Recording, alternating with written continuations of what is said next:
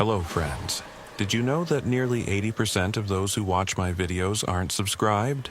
If you enjoy the content, I'd truly appreciate it if you hit that subscribe button. It helps a lot. Also, don't forget to leave a like and share your thoughts in the comments. Your interaction not only supports the channel's growth, but also helps these stories reach more people. Thank you all for being here. By the way, where are you watching from? Let me know in the comments.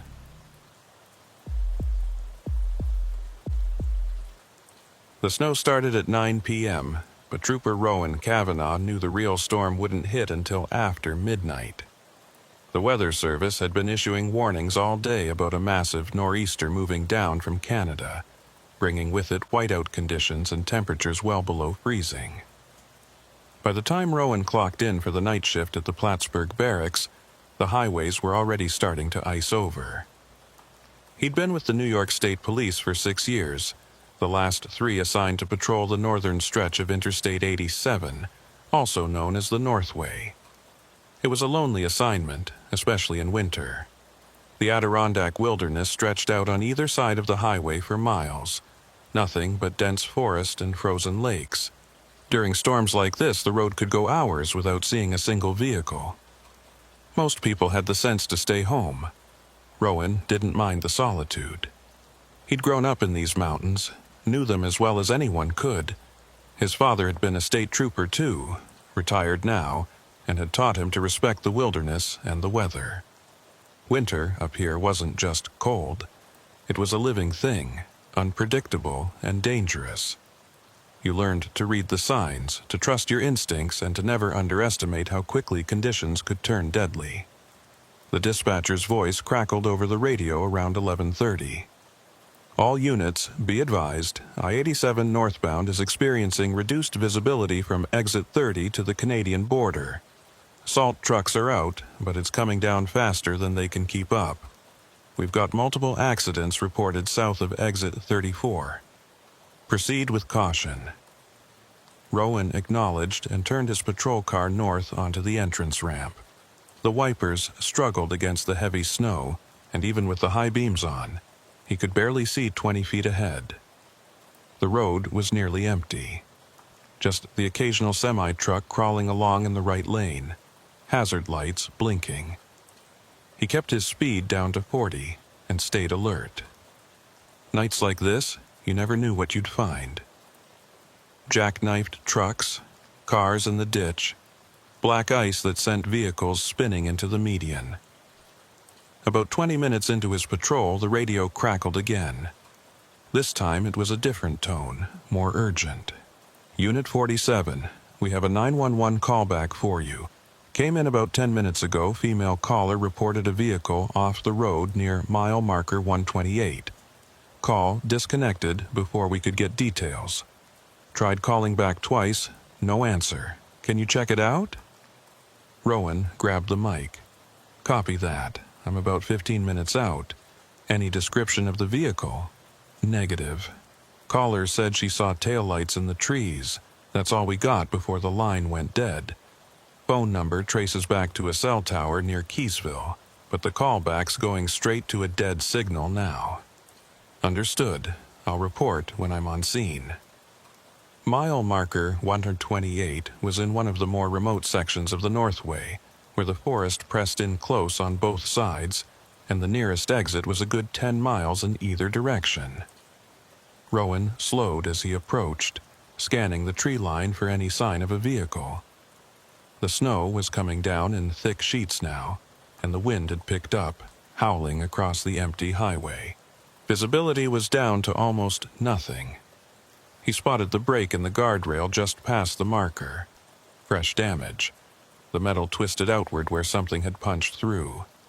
Rowan pulled onto the shoulder and activated his light bar, the red and blue glow reflecting off the swirling snow. He radioed in his position, then grabbed his flashlight and stepped out into the storm. The cold hit him like a wall. Even with his heavy jacket and gloves, the wind cut right through. He made his way to the guardrail and shined his light down the embankment. The beam barely penetrated the darkness, but he could make out tire tracks leading down into the trees. They were already filling in with fresh snow, but they were there. Someone had definitely gone off the road here. Rowan carefully made his way down the slope, using trees for support. The ground was steep and icy, and more than once he nearly lost his footing. About 30 feet down, the tracks ended at a massive pine tree. But there was no vehicle. Just the tracks leading right up to the tree, and then nothing. No car, no debris, no sign of impact. Just undisturbed snow beyond the tree. He stood there for a moment, confused. The tracks were fresh. Couldn't have been more than an hour old, but the vehicle that made them had simply vanished. He swept his flashlight in a wide arc, checking the surrounding area. Nothing. The forest was silent except for the wind in the branches and the hiss of falling snow. Rowan climbed back up to the highway and got on the radio. "Dispatch, Unit 47. I'm at mile marker 128. Found tire tracks leading off the embankment, but no vehicle. Tracks end at a tree line about 30 feet down. No signs of impact or debris. It's possible the vehicle kept going and the tracks filled in, but I can't see any further trail." "Copy that, 47. We'll send a tow truck to assist with a search when one becomes available. All our trucks are tied up with accidents farther south. Might be a couple of hours." "Understood. I'm going to do a wider search on foot, see if I can find anything else." Rowan spent the next 40 minutes combing the area, working his way through the trees in a grid pattern. The snow made it almost impossible to see anything, and the cold was starting to seep through his clothes. He found nothing. No footprints, no broken branches, no piece of a vehicle. It was as if the car had driven down the embankment and simply ceased to exist. He was about to head back to his patrol car when his phone rang. Not the radio, his personal cell phone. He pulled it from his pocket and looked at the screen. Unknown number. He almost didn't answer, but something made him press the button. "Hello?" Silence. Just a faint static crackling on the line like the sound of an old television tuned to a dead channel. Then, very faint, he heard something that made his blood run cold. It was a voice, distant and distorted, but unmistakably human. It said, "Help me. I'm still here." The line went dead. Rowan stood frozen in the middle of the forest, snow piling up on his shoulders. He tried calling the number back, but it wouldn't connect. Just an automated message saying the number was not in service.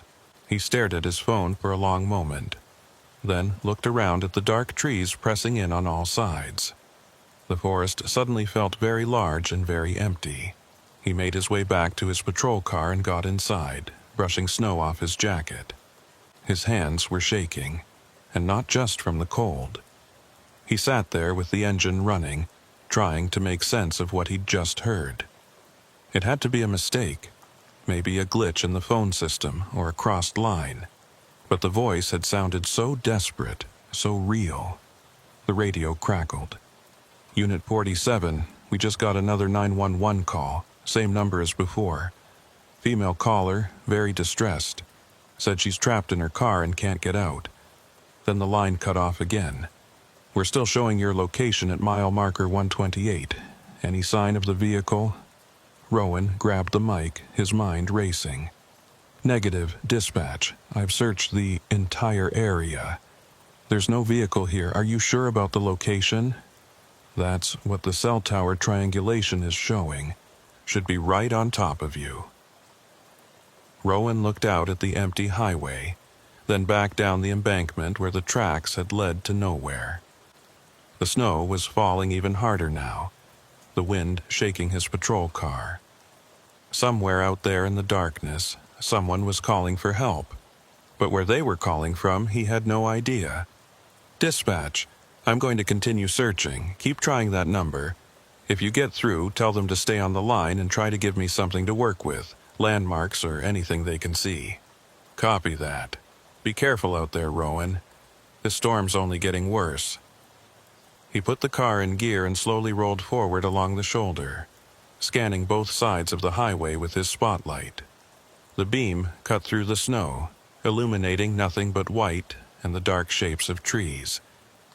He drove for another mile, then turned around and headed back south, checking every inch of the roadside. Nothing. No vehicles, no lights, no signs of life. Just the empty highway disappearing into the blizzard. His phone rang again. This time he answered immediately. "Hello? Can you hear me?" The static was louder now, but beneath it he could hear breathing. Rapid, panicked breathing. And then the voice again, clearer this time. "Please, you have to help me. I can't get out. It's so cold." "Where are you?" Rowan said urgently. "Tell me what you can see. What mile marker? What exit?" "I don't know," the voice said. "I went off the road. My car hit something. I'm in the trees. I can see the highway, but no one's stopping. Please, you have to find me." "What kind of car are you driving? What color?" It's a silver Honda. Please hurry. It's so cold and I can't feel my legs." The line went dead again. Rowan's heart was pounding now. He grabbed the radio. "Dispatch, I just spoke with the caller. She says she's in a silver Honda, went off the road into the trees. She can see the highway from her location. I need that tow truck here now, and I need more units to help search. This woman is injured and running out of time." "Copy. We're dispatching everyone we can, but it's going to be at least 30 minutes. The storm's got every road in the county backed up." 30 minutes. In this weather, with temperatures dropping below zero, that might as well be a death sentence. Rowan turned his patrol car around and headed back to mile marker 128. That's where the tracks had led. That's where she had to be, even if he couldn't see the vehicle. He parked and grabbed his emergency kit from the trunk. Heavy blankets, first aid supplies, flares. He'd find her. He had to. As he started back down the embankment, his phone rang one more time. He answered without looking. "I'm coming to get you. Just hold on." But this time, the voice that came through the static wasn't the woman's. It was different, deeper. And it said something that made Rowan stop dead in his tracks. "She's not where you think she is." The line went dead, and Rowan was left standing alone in the screaming wind, surrounded by darkness and snow, with no idea what was real anymore. Rowan stood in the snow, staring at his phone screen. The unknown number stared back at him, already gone from his recent calls list as if the conversation had never happened. He tried to replay the voice in his mind. It hadn't been the woman's voice, that much was certain. It had been male, low and deliberate, with an odd quality to it that he couldn't quite place. Almost like it was coming from very far away, or through layers of interference. He shook his head and focused. There was someone out here who needed help, and he was wasting time trying to make sense of impossible phone calls. He continued down the embankment, moving more carefully this time. The slope was treacherous with ice beneath the fresh snow, and the last thing he needed was to fall and injure himself out here. When he reached the spot where the tire tracks ended, he took his time examining the scene more carefully. The tracks were definitely real, pressed deep into the snow and dirt. They led in a straight line from the highway down to this exact spot, right up to the thick trunk of the pine tree. But beyond the tree, the ground was smooth and undisturbed. No vehicle could have passed this point without leaving some trace. Rowan walked around the tree, sweeping his flashlight in wide arcs. The beam caught something metallic about 15 feet to the left, partially buried in snow. He moved closer and knelt down. It was a side mirror, the kind that snaps off during an impact. Silver plastic casing, the glass cracked but intact. He picked it up and turned it over. There was a Honda logo on the back. His pulse quickened. So there had been a car here. The woman's car. But where was the rest of it? He searched the immediate area more thoroughly, finding small pieces of debris scattered among the trees. fragments of plastic, a piece of chrome trim, a length of rubber weather stripping. All of it consistent with a vehicle that had struck something hard, but still no car, and more importantly, no person. Rowan pulled out his radio. "Dispatch, Unit 47. I've found debris from what appears to be a silver Honda at my location. Confirming vehicle was here, but I still have no visual on the car itself or the occupant. Debris trail suggests significant impact. Copy that, 47. Tow truck is en route, ETA 20 minutes. We've got 2 more units heading your way to assist with the search." 20 minutes. Rowan looked around at the vast darkness of the forest. If the woman was out here somewhere, injured and exposed to these temperatures, 20 minutes might be too long. He had to keep searching. He pushed deeper into the woods, following what he thought might be a continuation of the debris field. The trees were thick here, old-growth pine and hardwoods that blocked out what little light came from the highway. His flashlight beam seemed to be swallowed by the darkness, barely illuminating more than a few feet in any direction. That's when he heard it. A sound that didn't belong in the forest.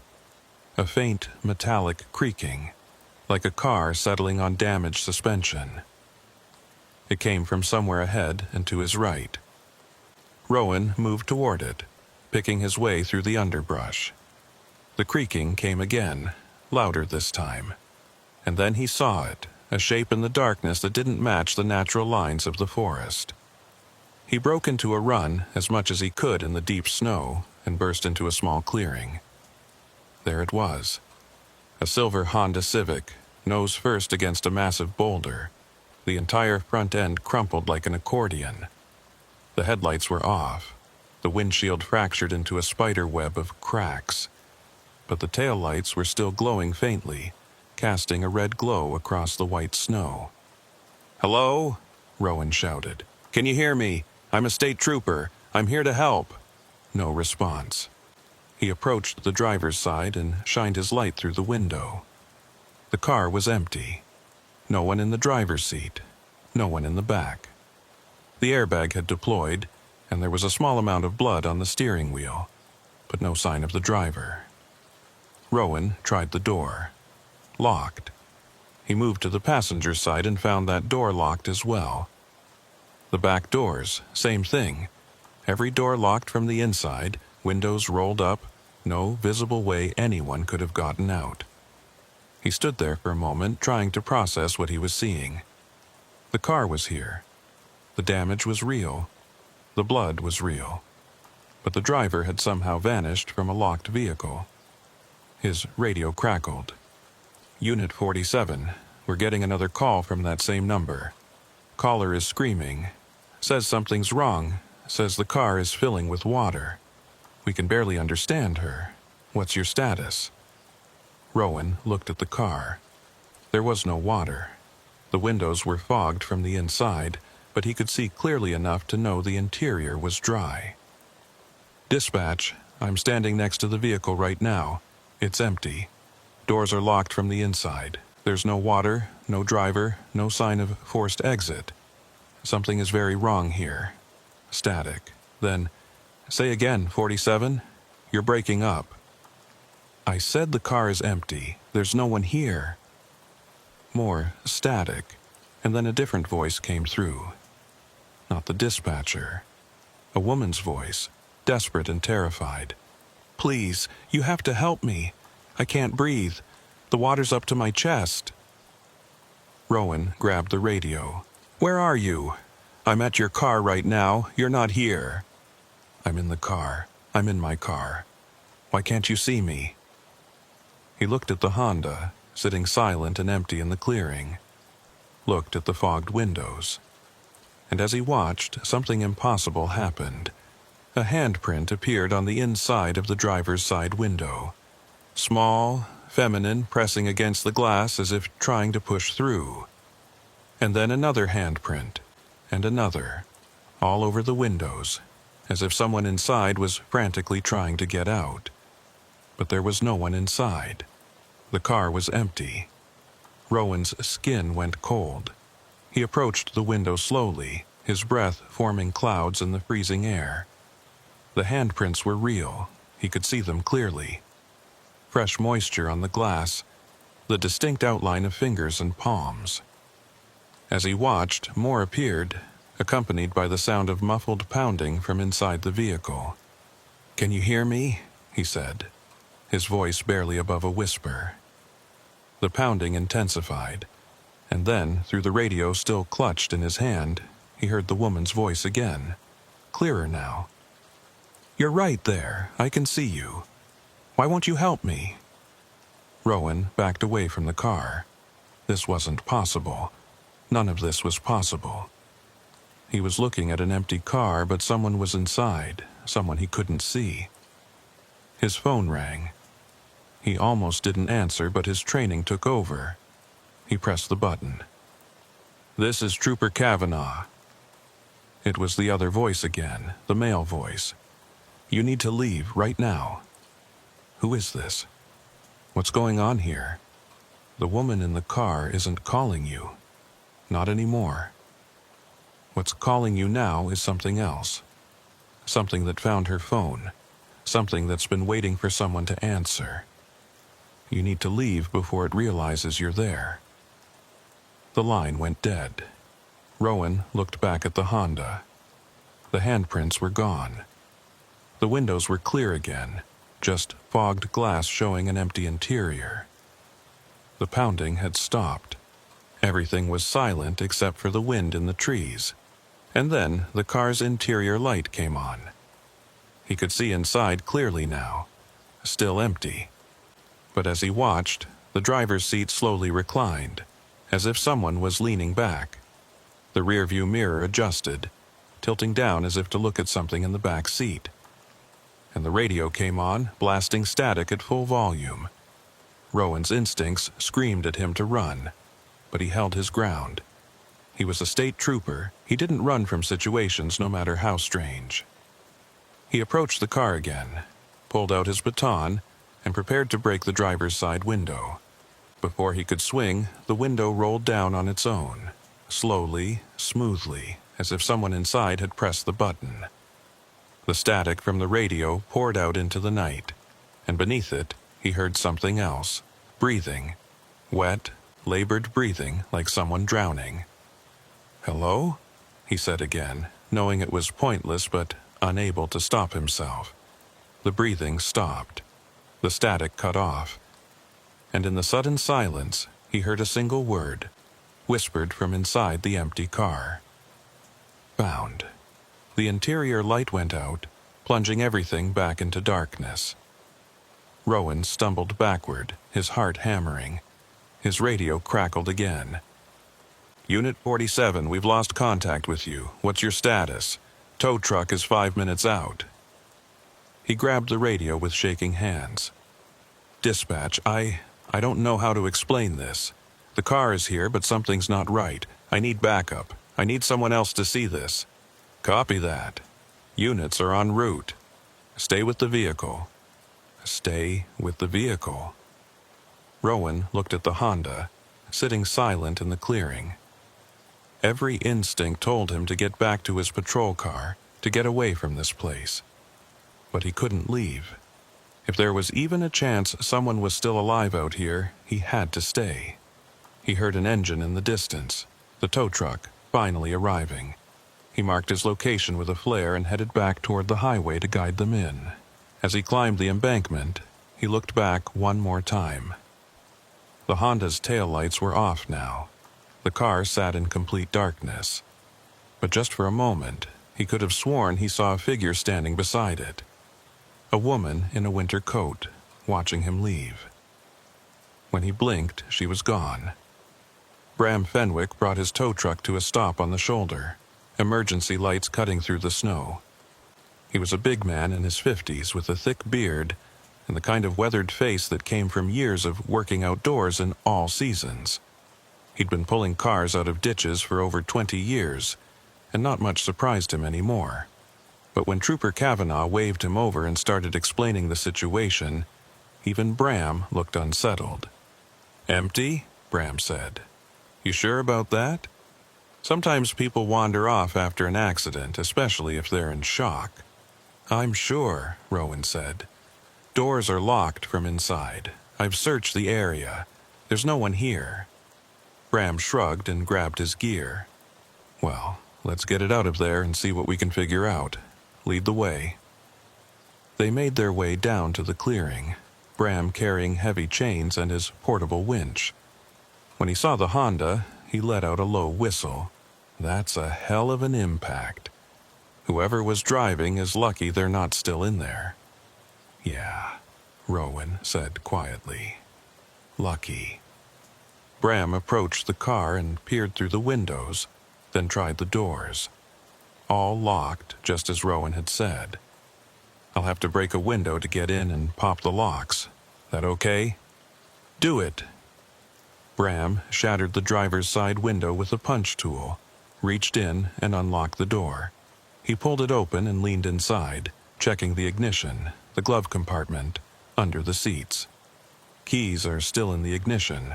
Purse in the passenger seat. Phone's gone, though. Probably took it with her when she left. Any registration?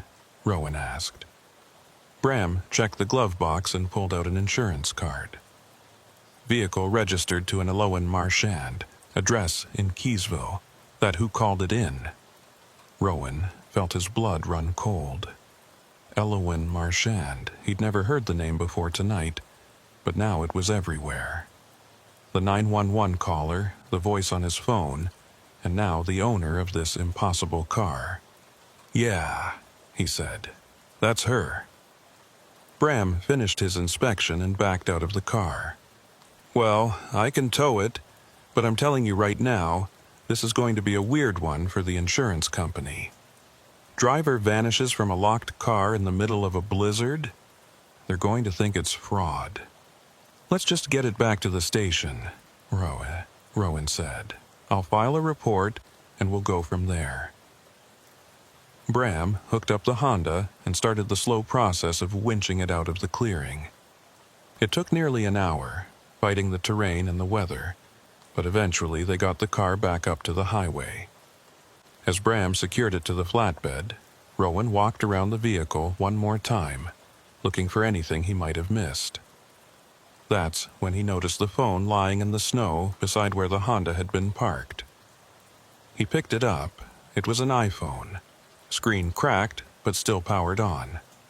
The wallpaper showed a young woman with dark hair, smiling at the camera. Rowan pressed the home button. The phone was unlocked. He opened the recent calls list. The last outgoing call had been to 911 at 11:47 p.m. After that, nothing. No calls to Rowan's cell phone, no calls at all. But he had received calls, multiple calls. He'd heard her voice. He scrolled through the text messages. The last one was from earlier that evening, sent to someone named Mom. It read, "Heading home. Roads are getting bad. I'll call when I get there." Rowan pocketed the phone and walked back to his patrol car. His own phone rang again. Unknown number. He stared at it for a long moment, then answered. "Trooper Kavanaugh." Silence, then very faint. "Thank you for finding me." "Eloan, where are you?" But the line was already dead. Bram finished loading the Honda and walked over. "All set. I'll take it to the impound yard in Plattsburgh. You want to follow me in?" "Yeah," Rowan had said, still staring at his phone. "Yeah, I'll follow you." They drove south through the blizzard, the tow truck's lights barely visible through the snow. Rowan kept checking his mirrors, half expecting to see something following them. But there was nothing. Just the empty highway and the storm. When they reached the impound yard, Bram unloaded the Honda and parked it in one of the covered bays. Under the fluorescent lights, the damage looked even worse. The entire front end was destroyed, the engine compartment crushed. It was a miracle anyone had survived. Except no one had survived, because no one had been in the car when he found it. Rowan helped Bram process the paperwork, then headed back to the barracks to file his report. It was nearly 4 in the morning by the time he sat down at his desk. The station was quiet, just a couple of other troopers on duty and the night dispatcher. He opened his computer and started typing, trying to put into words what had happened. But how do you explain the impossible? How do you write that you found an empty car that wasn't empty, that you received calls from a phone that never made them, that you heard a voice calling for help from somewhere you couldn't reach? In the end, he kept it simple. Vehicle accident, driver not located at scene, ongoing investigation. He attached Eloise Marchand's information and noted that attempts to contact her had been unsuccessful. He submitted the report and leaned back in his chair, exhausted. His phone buzzed. A text message from an unknown number. "I'm still here." Rowan stared at the screen. His hands started shaking. He tried to reply, but the message wouldn't send. The number showed as invalid. He set the phone down and rubbed his eyes. He needed sleep. That's all this was. He was exhausted, and his mind was playing tricks on him. Tomorrow, in the daylight, this would all make sense. But as he gathered his things to head home, he heard something that made him freeze. From somewhere in the station, muffled and distant, he heard a phone ringing. Not the office phones, a cell phone. The ringtone was distinctive, a generic iPhone sound. It was coming from the evidence locker. Rowan walked slowly down the hall and stood outside the locked door. The ringing continued over and over. He unlocked the door and stepped inside. The sound was louder now. It was coming from the plastic evidence bag on the shelf, the one containing Eloise Marchand's phone. The phone he had found in the snow. The phone that had no outgoing calls after 11:47 p.m. The phone that was supposed to be dead. Rowan picked up the bag. Through the plastic, he could see the screen glowing. Incoming call, unknown number. His finger hovered over the answer button. Every rational part of his brain screamed at him not to answer it. But he had to know. He had to understand what was happening. He answered. "Hello?" The voice that came through was the same one he'd heard in the forest. Distant, distorted, desperate. "Please help me. I'm trapped. I can't get out. It's so cold and I can't see anything. Please, you have to find me. Eloise, where are you? Just tell me where you are and I'll come get you. I don't know. I've been driving for so long. The road doesn't end. I keep trying to stop, but the car won't stop. Please, make it stop." "What do you mean, the road doesn't end? What road are you on?" But the voice was fading now, getting quieter. "It's too late. I'm too far away now. I can't find my way back. I'm sorry. I'm so sorry." The line went dead. Rowan stood alone in the evidence room, holding a dead woman's phone, listening to the silence.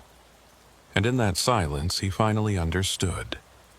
Eloise Marchand wasn't lost in the woods. She wasn't wandering in shock somewhere along the highway.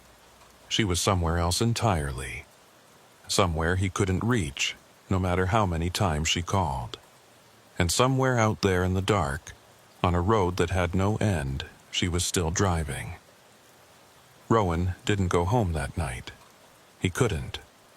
Instead, he sat in his patrol car in the station parking lot, watching the snow pile up on the windshield and trying to make sense of what was happening. The evidence locker was sealed again. Eloise Marchand's phone back in its plastic bag, silent now. But the call had been real. He'd heard her voice, felt the weight of her desperation. Around 6 in the morning, as the sky began to lighten from black to gray, his sergeant arrived for the day shift. Martin Kowalski was a 30-year veteran, a man who'd seen just about everything the job could throw at him. If anyone could help Rowan understand this, it would be him. Rowan met him in the office and laid out everything that had happened. The 911 calls, the tire tracks leading to nowhere, the empty car with handprints appearing on the windows, the phone calls that shouldn't exist. He expected skepticism, maybe even concern about his mental state.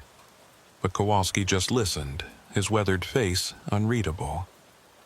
When Rowan finished, the sergeant was quiet for a long moment. Then he said, "You're not the first." "What do you mean?" Kowalski walked to a filing cabinet and pulled out a thick folder. He dropped it on the desk between them. I-87 northbound, between exit 30 and the Canadian border. We've had reports going back almost 15 years. Disappeared vehicles, impossible accidents, people calling for help from places they can't be. Most troopers who encounter it write it off as equipment malfunction or stress. But every few years, someone like you comes along, someone who can't ignore it. Rowan opened the folder. Inside were dozens of incident reports, all following similar patterns. Vehicles found empty with no explanation. 911 calls from disconnected phones. Witnesses reporting cars that vanished into thin air. One report from 2013 described a trooper who'd followed a vehicle for 20 miles, watched it pull over, approached it, and found it empty with the engine still running. The driver was never located. "Why isn't anyone investigating this?" Rowan asked. "Why isn't this a bigger deal?" "Because there's nothing to investigate," Kowalski said. "No bodies, no crime scenes, no evidence that would hold up to any kind of scrutiny. Just a bunch of weird incidents that can all be explained away if you try hard enough. Lost drivers, faulty equipment, stress-induced hallucinations. The brass doesn't want to hear about anything else. But you believe it." Kowalski met his eyes. "I've been working this stretch of highway for 3 decades. I've seen things I can't explain. And I've learned that sometimes the best thing you can do is file your report, keep your mouth shut, and move on. Whatever's happening out there, it's bigger than us, and it doesn't want to be found." Rowan thought about Elowen Marchand's voice, the desperation in it, the plea for help. "So we just do nothing? Let people disappear? What would you suggest? We can't find them. We can't help them. All we can do is document what happens and hope someday someone smarter than us figures it out." Kowalski closed the folder. "My advice? Take the rest of the day off. Get some sleep. Tomorrow, you write up a clean report. No mention of impossible phone calls or handprints on windows. Just the facts that make sense. And then you forget about it." But Rowan knew he couldn't forget. Not with Elowen Marchand still out there somewhere, trapped on a road that had no end. He left the station and drove to Keysville, a small town about 15 miles south. The address on Elowen's registration led him to a modest single-story house on a quiet street. There was a car in the driveway, lights on inside. Someone was home. Rowan knocked on the door. A woman in her 60s answered, her face lined with worry that deepened when she saw his uniform. "Mrs. Marchand?" "Yes. Is this about Elowen? She never came home last night. I've been calling and calling, but her phone just goes to voicemail. I was about to file a missing person report." "Can I come in? I need to ask you some questions." They sat in a small, neat living room. Family photos covered the walls. Rowan saw Elowen in many of them, a young woman in her late 20s with dark hair and a bright smile. In one photo, she was standing next to a silver Honda Civic. "When did you last speak with your daughter?" Rowan asked. "Yesterday evening, around 8 o'clock. She called to say she was leaving work and heading home. She works at a medical office in Plattsburgh. The roads were getting bad, and I told her to be careful." Mrs. Marchand's voice cracked. "That was the last time I heard from her. What's happened? Please, just tell me." Rowan chose his words carefully. "We found her car early this morning. It had gone off the road near mile marker 128. She wasn't in the vehicle when we arrived." "What do you mean she wasn't in it? Where is she?" "We don't know. We've searched the area extensively. I have her phone, which we found at the scene. But there's no sign of Elowen herself. Do you know if she had any medical conditions? Anything that might cause confusion or disorientation?" Mrs. Marchand shook her head, tears streaming down her face. "No, nothing like that. She's healthy. She's careful. This doesn't make any sense." Rowan pulled out his notebook. "I need you to think carefully. Did Elowen mention anything unusual recently? Anyone following her? Any strange phone calls? Anything out of the ordinary?" "No, nothing. She lived a quiet life, work, home, time with friends. She didn't have any enemies or problems. She's just a normal girl." Mrs. Marchand looked up at him with desperate eyes. "You have to find her, please. She's all I have." "We're doing everything we can," Rowan said, though the words felt hollow. How could he explain that her daughter might be somewhere he couldn't reach? Somewhere that existed between the cracks of reality? He gave Mrs. Marchand his card and promised to call as soon as they had any information. As he walked back to his patrol car, his phone rang. He checked the screen.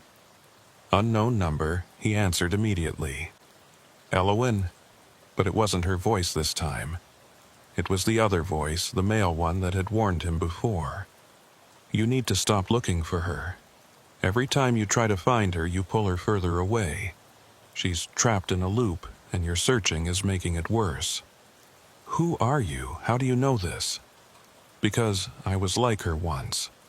I went off that same stretch of road in 2007. I've been trying to find my way back ever since." The voice was clearer now, less distorted. It sounded tired, infinitely weary. "There are dozens of us out here, maybe hundreds, all driving the same road, unable to stop, unable to turn around. The more people try to find us, the further we drift. That's insane. That's not possible. You've seen it yourself. You've heard her. You know I'm telling the truth. The only way to help her is to let her go. Stop searching. Stop answering the calls. Maybe then she'll find her own way back."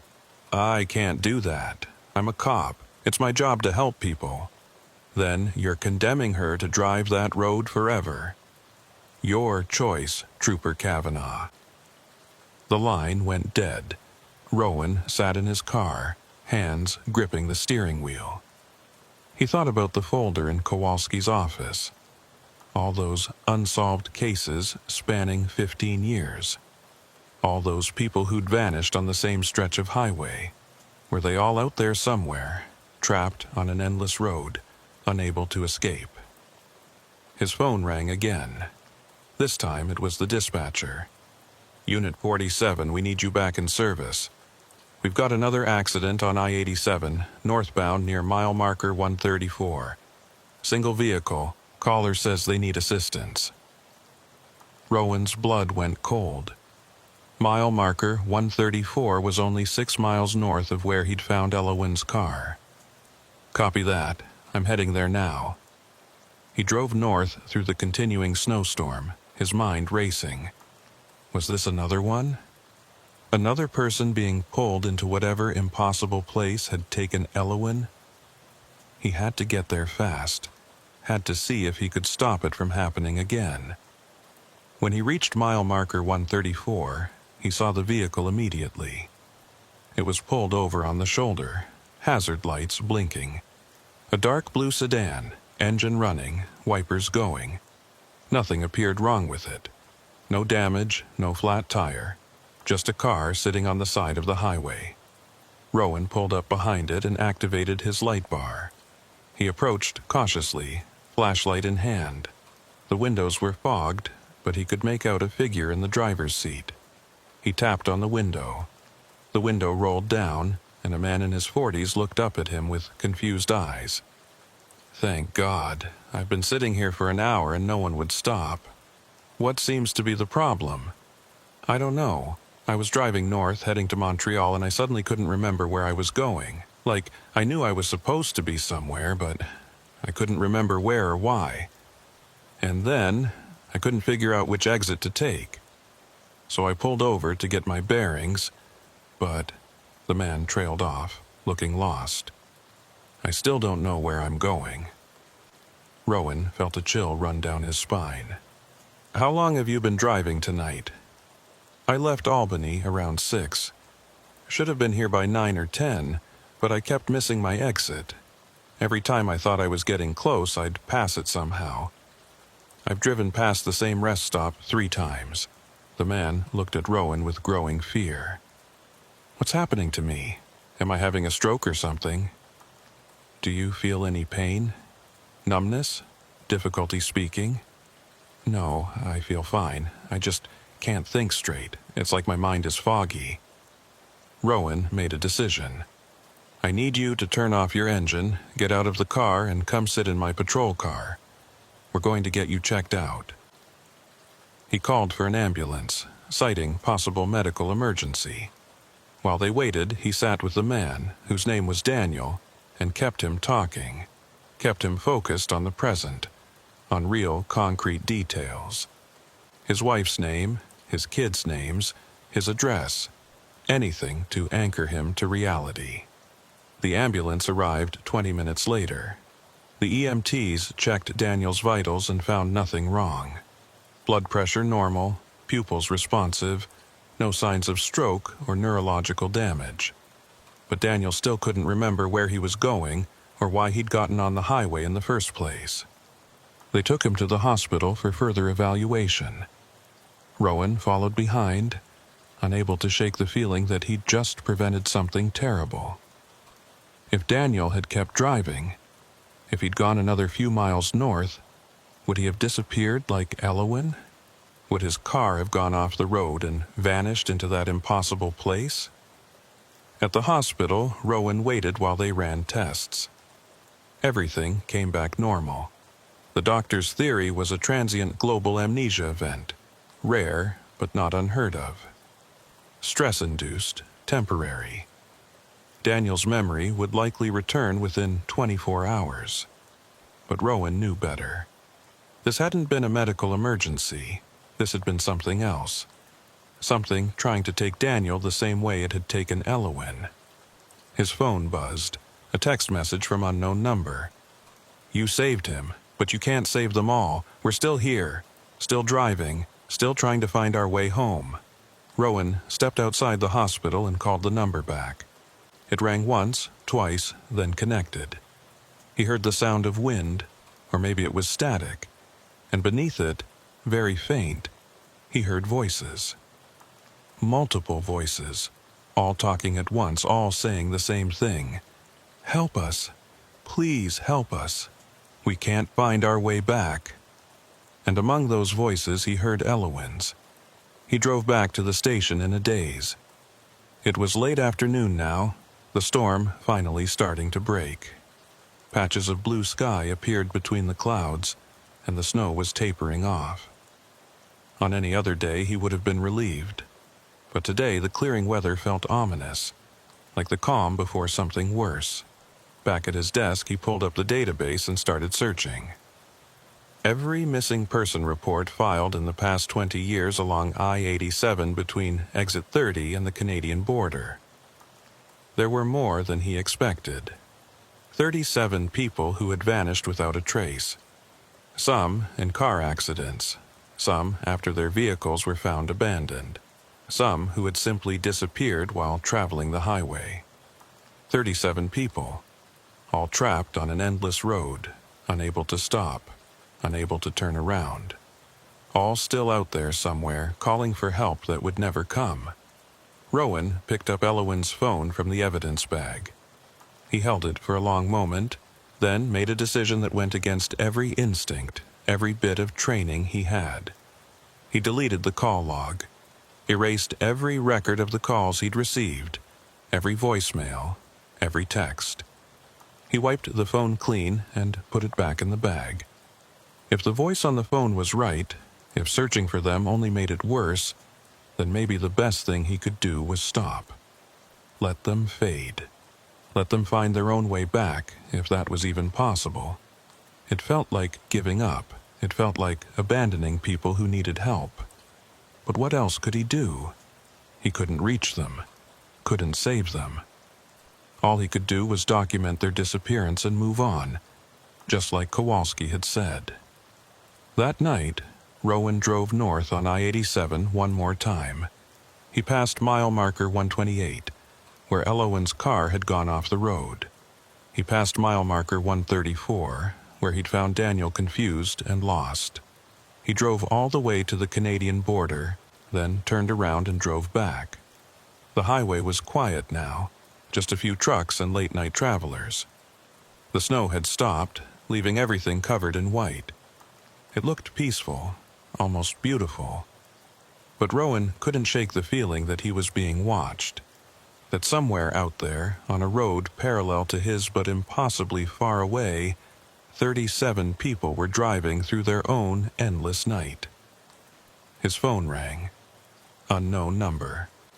He let it go to voicemail. It rang again, and again, and again. Finally, around midnight, he answered. "Hello?" It was Elowen's voice, but different now. Distant and fading, like she was calling from the bottom of a well. "I'm so far away now, I can barely see the road anymore. Everything's getting dark. I think I'm almost at the end. Elowen, listen to me. You need to stop the car. Just stop driving and get out. Find somewhere safe and wait. Someone will find you." "I can't stop. The car won't let me. Every time I try to brake, it just keeps going. I've been trying for so long." Her voice cracked. "I'm so tired. I just want to go home." "You will. You're going to make it home. Just hold on. Tell my mom I'm sorry. Tell her I tried to make it back. Tell her—" The line went dead. Rowan pulled over on the shoulder and sat with his head in his hands. He'd failed her. Despite everything, despite knowing about the pattern, despite trying to help, he'd failed. His radio crackled. "All units be advised. We have a report of a vehicle accident on I-87 northbound, mile marker 128. Single vehicle, appeared out of nowhere according to witnesses. First responders are on scene." Mile marker 128. The same spot where this had all started. Rowan turned his patrol car around and headed back. He knew what he would find. He'd known since the moment Elowen's voice had faded away. When he arrived at the scene, emergency vehicles were already there, their lights painting the snow red and blue. A silver Honda Civic sat in the middle of the northbound lane, engine off. No visible damage. The same car he'd found in the woods 12 hours earlier. The same car that was supposed to be locked in the impound yard in Plattsburgh. Bram Fenwick was there too, standing next to his tow truck with a confused expression. He saw Rowan and walked over. "This is the damnedest thing. That's the same car I pulled out of the woods this morning. I left it at the impound myself. How the hell did it get back here?" "I don't know," Rowan said, though he was starting to understand. He approached the Honda.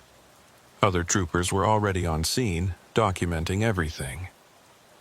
Through the window, he could see someone in the driver's seat. A woman with dark hair, slumped forward against the steering wheel. One of the troopers opened the door and checked for a pulse. He looked up at Rowan and shook his head. "She's gone. Looks like she's been dead for several hours. No visible injuries, no signs of trauma. It's like she just stopped." Rowan looked at the woman's face. It was Elowen Marchand. She'd finally made it back. But she'd come back too late. The medical examiner arrived and pronounced her dead at the scene. Cause of death would need to be determined by autopsy, but preliminary examination suggested hypothermia. Her body temperature was far below normal, as if she'd been exposed to extreme cold for an extended period. But that didn't make sense. The car's heater had been running when they found it, and she'd only been missing for 12 hours. Not nearly long enough to die from exposure, unless she'd been somewhere else. somewhere much colder, where time moved differently, somewhere she'd been trapped for far longer than 12 hours. As they loaded her body into the ambulance, Rowan's phone rang one last time. Unknown number. He answered, already knowing what he would hear. It was Elowyn's voice, but not the desperate, frightened voice he'd heard all night. This voice was calm, almost peaceful. "Thank you for trying to help me. Thank you for not giving up. I'm home now. Finally, home. I'm sorry I couldn't save you. You did save me. You brought me back. That's all I wanted, to come home." A pause. "But there are others still out there. Still driving. Still lost. They're calling out too, hoping someone will answer. Someone like you. I can't help them. I don't know how. You'll figure it out. You have to. Because if you don't, they'll keep driving forever. And eventually the road will take more. It always does." The line went dead for the last time. Rowan stood on the shoulder of I-87, watching the ambulance drive away with Elowyn's body. Around him, the other troopers were wrapping up, documenting the scene, filing their reports. To them, this was just another tragic accident. A woman who'd crashed in the storm, wandered away in shock, and somehow made it back to the highway before succumbing to hypothermia. But Rowan knew the truth, and he knew that somewhere out there, on a road that existed between the cracks of reality, 36 other people were still driving, still hoping, still calling for help. He got back in his patrol car and sat there for a long time, watching the snow fall again in the headlights. His phone was silent now. No more calls from unknown numbers, no more voices begging for rescue. But he knew it wouldn't last. The road was hungry. It would take more.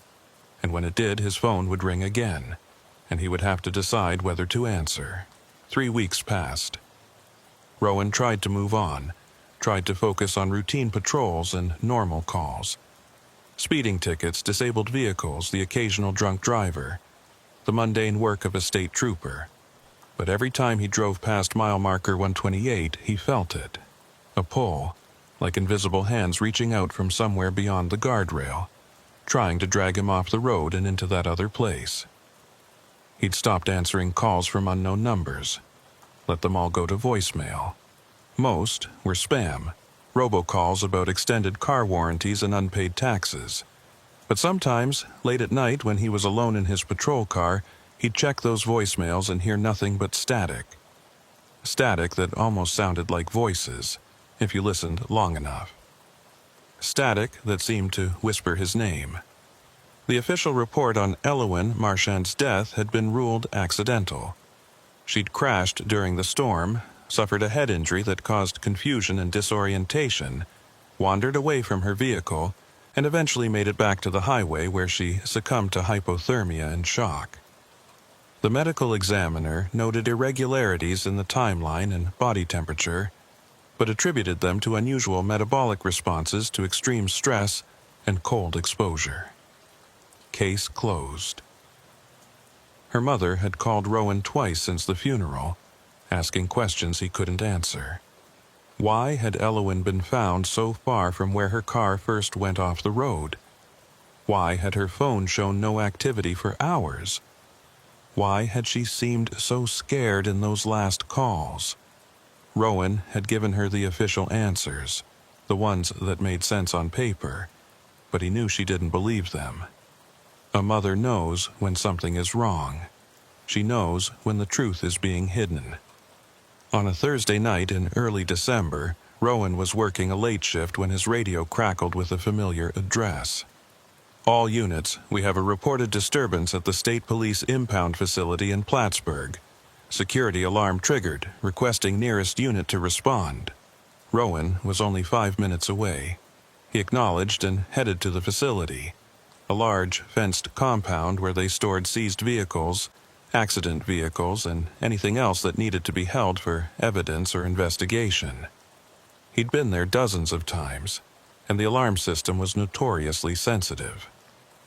Probably just a raccoon or the wind. But when he pulled up to the gate, he saw that the chain-link fence had been cut, a clean, vertical slice through the metal, wide enough for a person to slip through.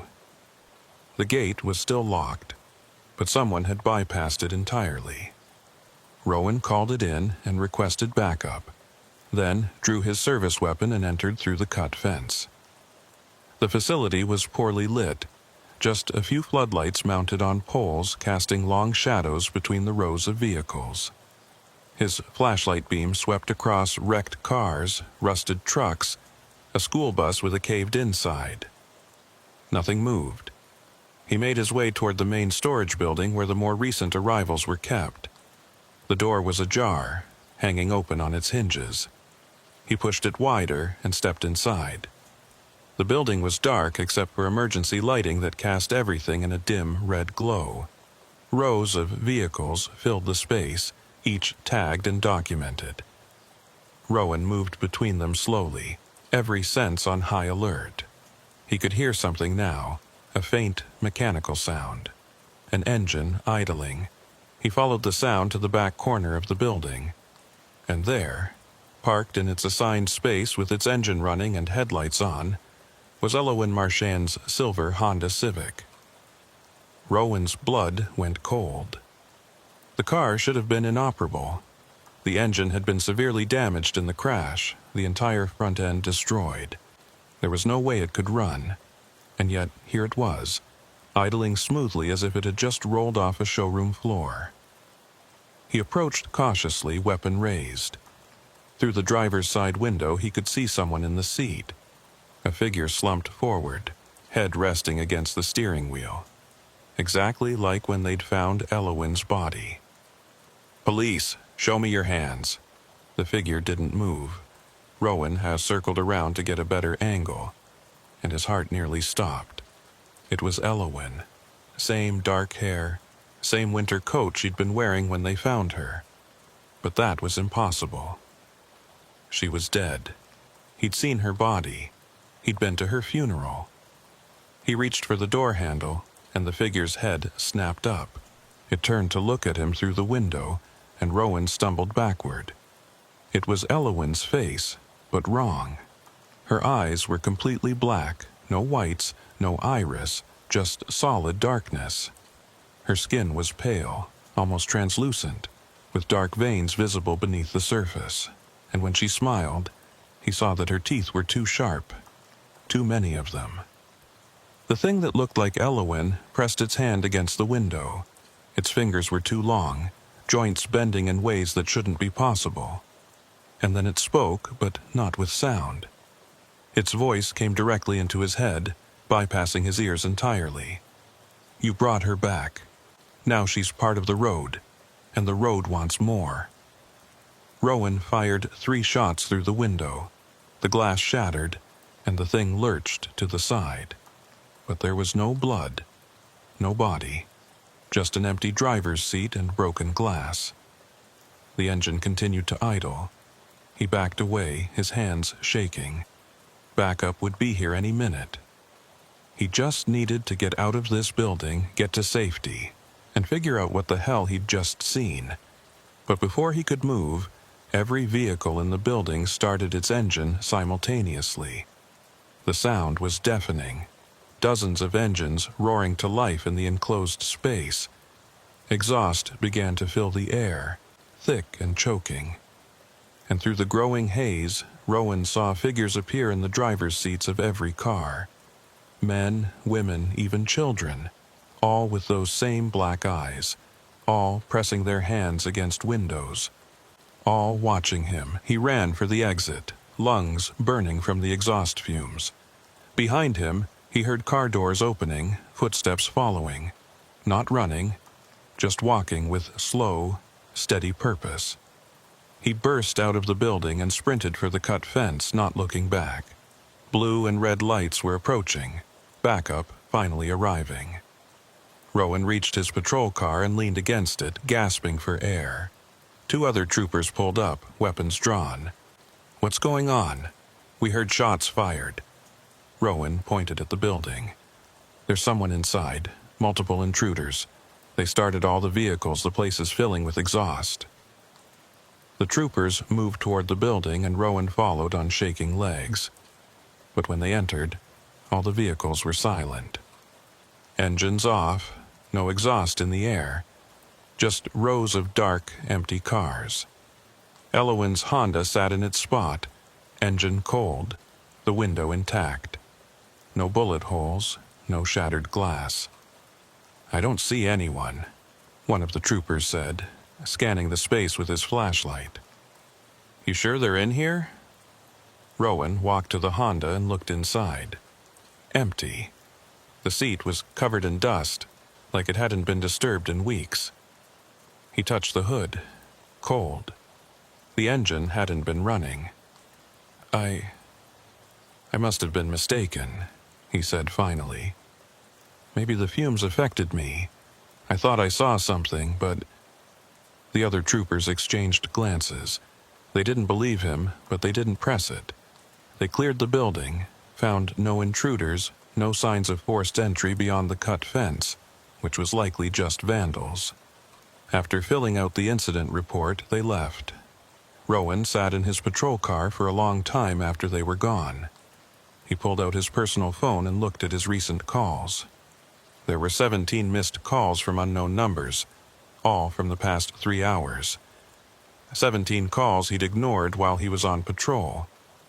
He played the voicemails. They were all the same. A voice, distorted and distant, saying the same thing over and over. "We're waiting for you. Come find us.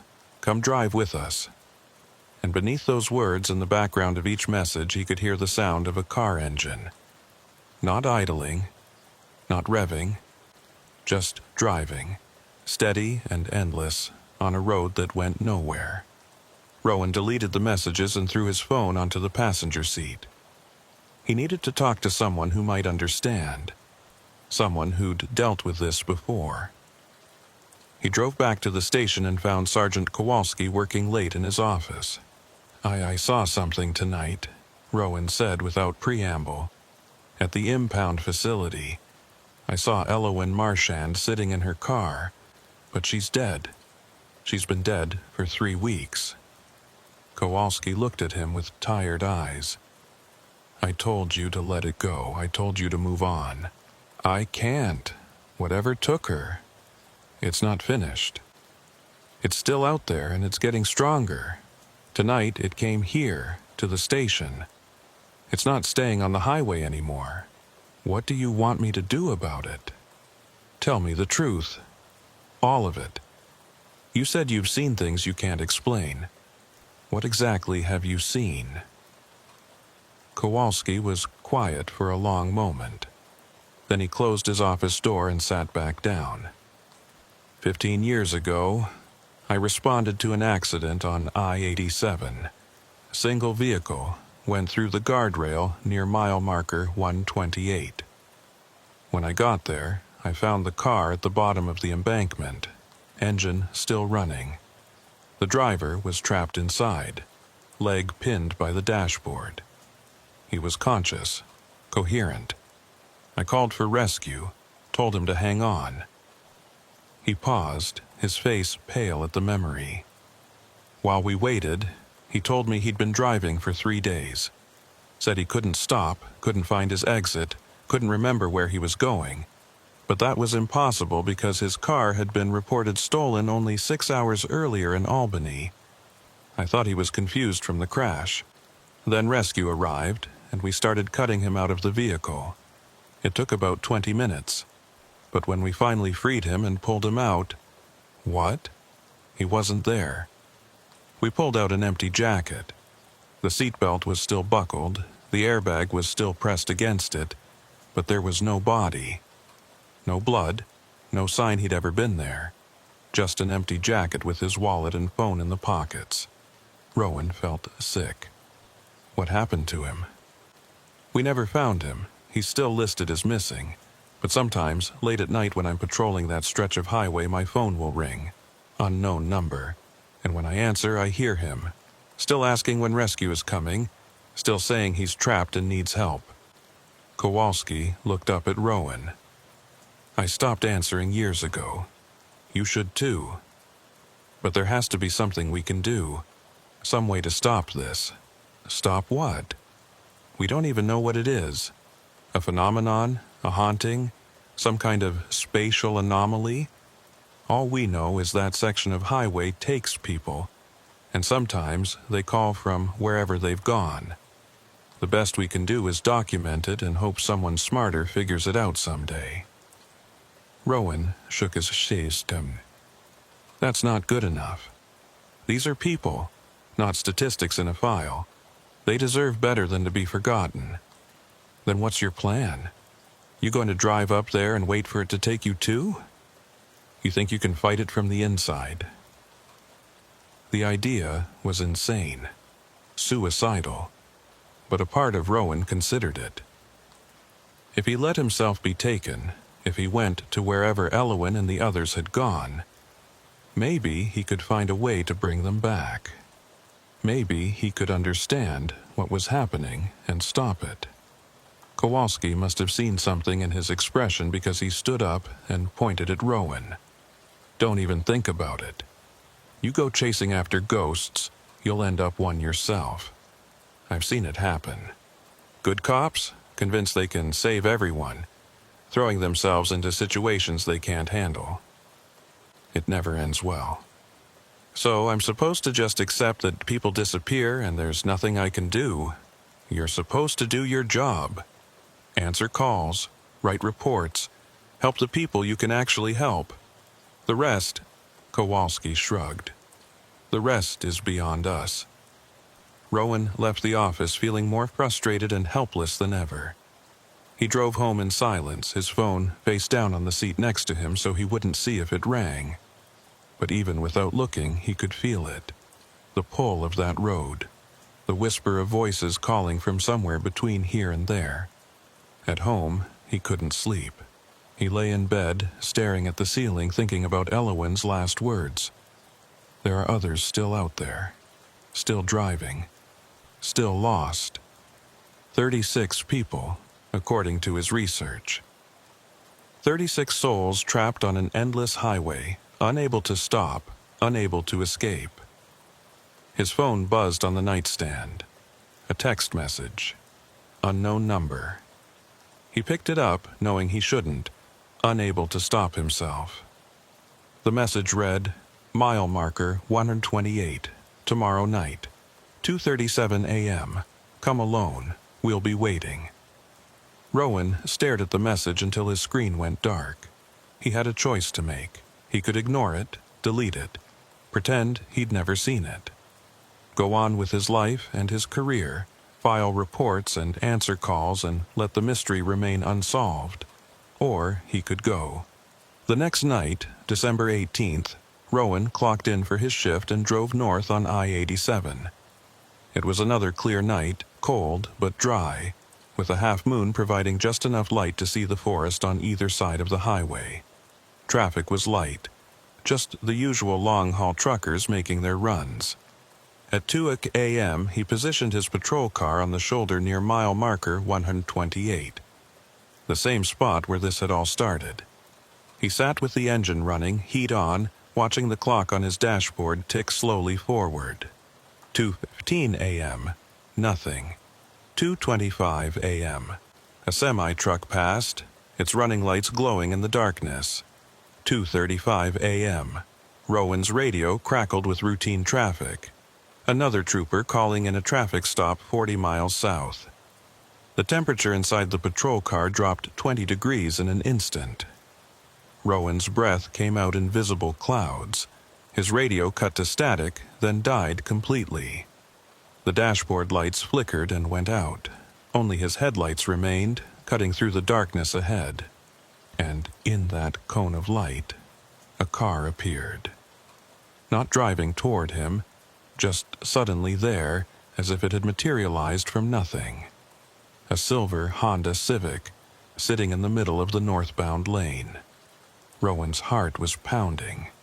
He grabbed his flashlight and stepped out of the patrol car. The cold was incredible, far below what the weather forecast had predicted. His breath crystallized in front of his face. He approached the Honda slowly. It was Elowin's car, he was sure of it. Same damage to the front end, same license plate. But it shouldn't be here. It was locked in the impound facility. He looked through the driver's side window. Empty. But on the dashboard, illuminated by his flashlight beam, was a piece of paper. He tried the door. Unlocked. He opened it and picked up the paper. It was a hand-drawn map. Simple, crude, but clear. It showed I-87 running north-south, and beside it, another line. A parallel road running in the same direction but separate, disconnected. And on that parallel road, small X marks. 36 of them. Rowan understood. The other road. The place where they'd all gone. It ran alongside the real highway, close enough to see it, close enough to call for help, but impossibly far away. A space between spaces, accessible only through whatever cosmic flaw existed at this location. He looked up from the map and realized his patrol car was gone. The entire highway was gone.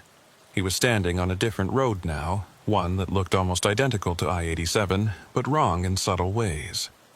The pavement was darker, the mile markers were in the wrong positions, and the forest on either side was too thick, too dark, pressing in from all directions. And ahead of him, stretching into the distance, he saw taillights. Dozens of vehicles all driving north at a slow, steady pace. Never stopping, never turning. Just driving endlessly into the night. Rowan started walking toward them. He passed abandoned cars on the shoulder, some modern, some decades old. All empty. He passed mile marker 128, then 129, then 130. The numbers seemed wrong, out of order. Sometimes they repeated. Sometimes they skipped. After walking for what felt like hours, but might have been minutes, he reached the convoy of moving vehicles. He could see the drivers now through their windows. Men and women all staring straight ahead with those black, empty eyes. Not people anymore. Not quite. But among them he saw a car he recognized. A blue sedan. Daniel's car. The confused man he'd saved from the highway weeks ago. The man who couldn't remember where he was going. Rowan ran alongside it and looked through the window. Daniel sat behind the wheel, hands gripping tight, eyes black as oil. He turned to look at Rowan, and for just a moment something human flickered across his face. Recognition. Fear. And then it was gone, replaced by that blank, endless stare. "I saved you," Rowan said. "You were at the hospital. You went home." Daniel's mouth moved. No sound came out, but Rowan could read his lips. "No, I never left. I'm still driving. I'll always be driving." Rowan backed away, his mind reeling. If Daniel was here, if he'd never truly escaped, then what had gone home from the hospital that night? What had Rowan sent back to Daniel's family? He thought about Elowin's body, returned to mile marker 128 after calling from this place. Something had come back wearing her face, something that had smiled at him with too many teeth. The road was sending things back. Copies, maybe. Or puppets. Hollow shells wearing familiar faces, infiltrating the real world while the originals remained trapped here, driving forever. Rowan's phone rang in his pocket. He pulled it out. It had no signal, shouldn't work at all, but it was ringing. He answered. It was his own voice on the other end. "You shouldn't have come here. Now you're part of it too. Now you have to drive." He looked down the road and saw a vehicle pulling up beside him. His patrol car, headlights on, passenger door swinging open. An invitation. Or a command. Rowan ran. He didn't know where, just away from the car, away from the convoy, back the way he'd come. He ran past mile markers that made no sense, past abandoned vehicles, past shadows that moved in the trees and might have been people once. He ran until his lungs burned and his legs gave out. And when he finally stopped, gasping for air, he realized he was standing at the same spot where he'd started. Mile marker 128. The silver Honda still sitting in the middle of the road, the map still lying on the dashboard. But now there were two cars beside it. The Honda and his patrol car, both empty. Rowan felt the pull then, stronger than ever. The urge to get behind the wheel, to start driving, to join the others on their endless journey. It would be so easy, so simple. Just get in the car and drive. No more questions, no more guilt, no more helplessness. Just the road, stretching on forever. He took a step toward his patrol car, then another. His hand reached for the door handle. And then he heard a voice, not in his head, but real, carried on the wind. It was Elowen's voice, but younger, lighter. The voice from the photos in her mother's house, the voice of a girl who hadn't yet learned to be afraid. Don't, please don't. If you stay, there's no one left to remember us, no one left to know we existed. You have to go back. You have to tell them what happened. You have to warn them. Rowan pulled his hand away from the door. How? How do I get back? The same way you came. The road only takes you if you let it. If you choose to drive, but if you refuse, if you walk away, it has to let you go. That's the rule. That's the only rule. What about you? What about the others? We made our choice. Some of us knew, some didn't. But we all got in the car. We all started driving. And now we can't stop. Her voice was fading now, growing distant. Go, please, before something comes to make you stay. Rowan turned away from the vehicles and started walking. Not toward the road, but perpendicular to it, straight into the dark forest. The trees seemed to resist at first, branches catching on his clothes, roots trying to trip him. But he pushed through, and with each step, the pull grew weaker. He walked for what felt like hours through darkness that shouldn't exist. And then, suddenly, he saw light. Real light. The glow of his patrol car's headlights on a real highway. He stumbled out of the tree line and onto I-87. His patrol car was right where he'd left it, engine still running. He checked his watch. 2:42 a.m. Only 5 minutes had passed. Rowan got in his car, locked the doors, and sat shaking. On the seat beside him was the hand-drawn map, the only evidence that any of it had been real. He picked it up, looked at those 36 X marks one more time, then crumpled it and threw it out the window. He couldn't save them, couldn't bring them back. But he could do one thing. He could make sure no one else joined them. The next day, Rowan put in for a transfer. He requested assignment to the Southern District, as far from I-87 as possible while staying in New York. The request was approved within a week. He packed his things, said goodbye to the few friends he'd made at the Plattsburgh barracks, and drove south without looking back. Sergeant Kowalski stopped him before he left. "You went there, didn't you?" To mile marker 128. "Yeah, and you came back. That makes you the first in 15 years. I didn't do anything. I couldn't save anyone. I just walked away." Kowalski nodded slowly. Sometimes that's all you can do. Sometimes walking away is the only victory you get. He handed Rowan a business card. "If you ever want to talk about it, call me. Anytime. I'll understand." Rowan took the card and left. He drove south on I-87 for the last time, passing mile marker 128 without slowing down. He didn't look at the tree line.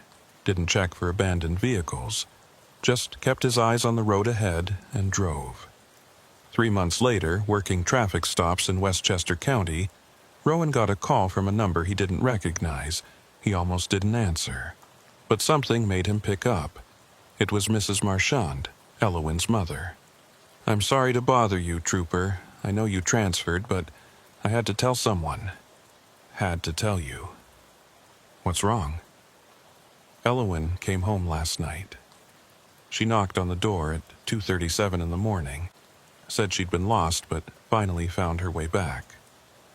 She's here right now, sitting in the living room, watching TV. But..." Her voice dropped to a whisper. "It's not her. It looks like her, sounds like her, but something's wrong. Her eyes are different. And last night I saw her standing in front of the open refrigerator for 3 hours, just staring at the light. When I asked what she was doing, she said she was remembering what warmth felt like." Rowan's blood went cold. "Mrs. Marchand, listen to me carefully. That's not your daughter. Your daughter is dead. Whatever came back, it's not her. You need to leave the house right now and call the police." "But it knows things only Elowen would know. Memories from childhood, inside jokes, everything. It doesn't matter. It's not her. Please, you have to trust me." There was a long silence, then, "She's standing in the doorway right now, looking at me, smiling." Mrs. Marchand's voice was barely audible. "Oh God, her teeth. Why does she have so many teeth?" The line went dead. Rowan tried calling back but got no answer. He immediately contacted the Keysville police and explained that he'd received a distress call from a woman at that address, possible home invasion. They promised to send units immediately. 2 hours later, he got a call back. The police had found Mrs. Marchand's house empty. No signs of struggle, no signs of forced entry. No one home. The neighbors said they'd seen Mrs. Marchand leave in the early morning hours, accompanied by a young woman. They'd gotten in a car and driven away, headed north on I-87. Rowan hung up and sat in his patrol car for a long time. The road had taken Mrs. Marchand now, too, and somewhere up north, at mile marker 128, there were now 37 X marks on a map that no longer existed. His phone buzzed. A text message from an unknown number. "Thank you for trying. See you soon." Rowan deleted the message, turned off his phone, and drove. He didn't patrol I-87 anymore, but he knew it didn't matter. The road was growing, spreading, sending its copies into the world, wearing familiar faces, luring more people back to that cursed stretch of highway. And someday, maybe soon, it would come for him too. But until then, he would do his job. Answer calls, write reports, help the people he could actually help. And late at night, when his phone rang from unknown numbers, he wouldn't answer. He would just keep driving, eyes forward, never looking back. Because some roads, once you've seen them, never really let you go. They just wait.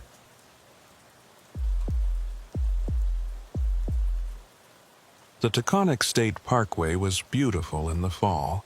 Tree-lined and winding, it cut through the Hudson Valley like a ribbon, connecting small towns and offering views that made you forget you were driving at all. But Trooper Tamsin Fairchild knew better than to trust its beauty. She'd worked this stretch of highway for 4 years, and in that time, she'd responded to more fatal accidents than she cared to count. There was something about the Taconic that made people careless. The curves were deceptive, tighter than they appeared. The speed limit was 55, but people routinely pushed 70, 80, even 90. And then there were the head-on collisions, the ones that happened when someone crossed into oncoming traffic for reasons no one could ever fully explain. But of all the dangerous spots on the parkway, there was one that stood out. Mile marker 47, just north of the Putnam County line. A gentle curve, unremarkable except for the massive oak tree that stood about 20 feet off the northbound lane. That tree had been struck so many times over the years that the bark was scarred and stripped away on one side, exposing pale wood underneath. The most recent accident had happened 3 nights ago. A single vehicle, a red pickup truck, had left the road at high speed and struck the oak tree head-on. The driver, a man in his 30s named Marcus, had been killed on impact. By the time Tamsin arrived on scene, there wasn't much left to do except document everything and wait for the medical examiner. But something about that accident bothered her. The witness statements didn't add up. 3 different people had called 911 to report the crash, and all 3 had given slightly different times. One said it happened at 11:47 p.m. Another said 11:52 p.m. The third insisted it was just after midnight. The parkway had cameras at the major intersections, but mile marker 47 wasn't covered. There was no way to verify the exact time. Tamsin had written it off as confusion in the moment. People were notoriously bad at keeping track of time during emergencies. But then she'd noticed something else. The pickup truck's dashboard clock, frozen at the moment of impact, read 11:38 p.m. 11 minutes before the earliest 911 call. She'd mentioned it to her sergeant, who'd shrugged and said clocks in cars were often wrong. People never bothered to adjust them after daylight saving time or when the battery died. It was nothing, just another tragic accident on a road that claimed too many lives. But Tamsin couldn't let it go. So tonight, 4 days after the accident, she was working a late shift and had positioned herself near mile marker 47. Official reason: high visibility patrol to discourage speeding. Real reason: she wanted to spend time at that location, see if anything felt off. Trust her instincts the way her training officer had taught her years ago. The parkway was quiet at this hour, just past midnight. Most of the traffic was headed south toward New York City, commuters making late drives home or long-haul truckers passing through. The northbound lane was nearly empty. Tamsin sat in her patrol car on the shoulder, just south of the oak tree, and watched the occasional vehicle pass. The tree looked different at night. Its shadow stretched across the road like a dark hand reaching out. The scarred trunk seemed to absorb light rather than reflect it. Tamsin found herself staring at it, unable to look away. How many people had died hitting that tree? She'd have to check the records, but she was willing to bet it was more than a dozen over the years. Her radio crackled. "Unit 23, what's your current location?" Tamsin grabbed the mic. "Taconic northbound, mile marker 47, running speed enforcement." "Copy that. Be advised, we're getting reports of a disabled vehicle in your area. Callers said they saw a car on the shoulder with hazard lights on, but when they circled back to check, the vehicle was gone. Probably nothing, but keep an eye out." "Will do." Tamsin set down the mic and looked around. She hadn't seen any vehicle with hazard lights. The shoulder was empty in both directions, but something made her get out of the patrol car and walk toward the oak tree. As she approached it, she noticed something she hadn't seen during the daytime investigation. There were marks on the tree beyond the obvious impact damage. Scratches in the bark, almost like writing. She pulled out her flashlight and examined them more closely. They were words, dozens of them, carved into the wood with something sharp. Most were illegible, worn away by weather and time. But a few were clear enough to read. Names, maybe, or dates. One near the base of the tree caught her eye. "Help us, 11:38. Tamsin felt a chill run down her spine. 11:38. The exact time on Marcus's dashboard clock. She took photos of the markings with her phone, making sure to document everything. This was evidence of something, though she wasn't sure what. Vandalism, memorial graffiti, or something else. As she was photographing the tree, she heard a vehicle approaching from the south. She stepped back toward her patrol car and watched as a dark sedan came around the curve, traveling at a reasonable speed. But as it drew level with the oak tree, something happened.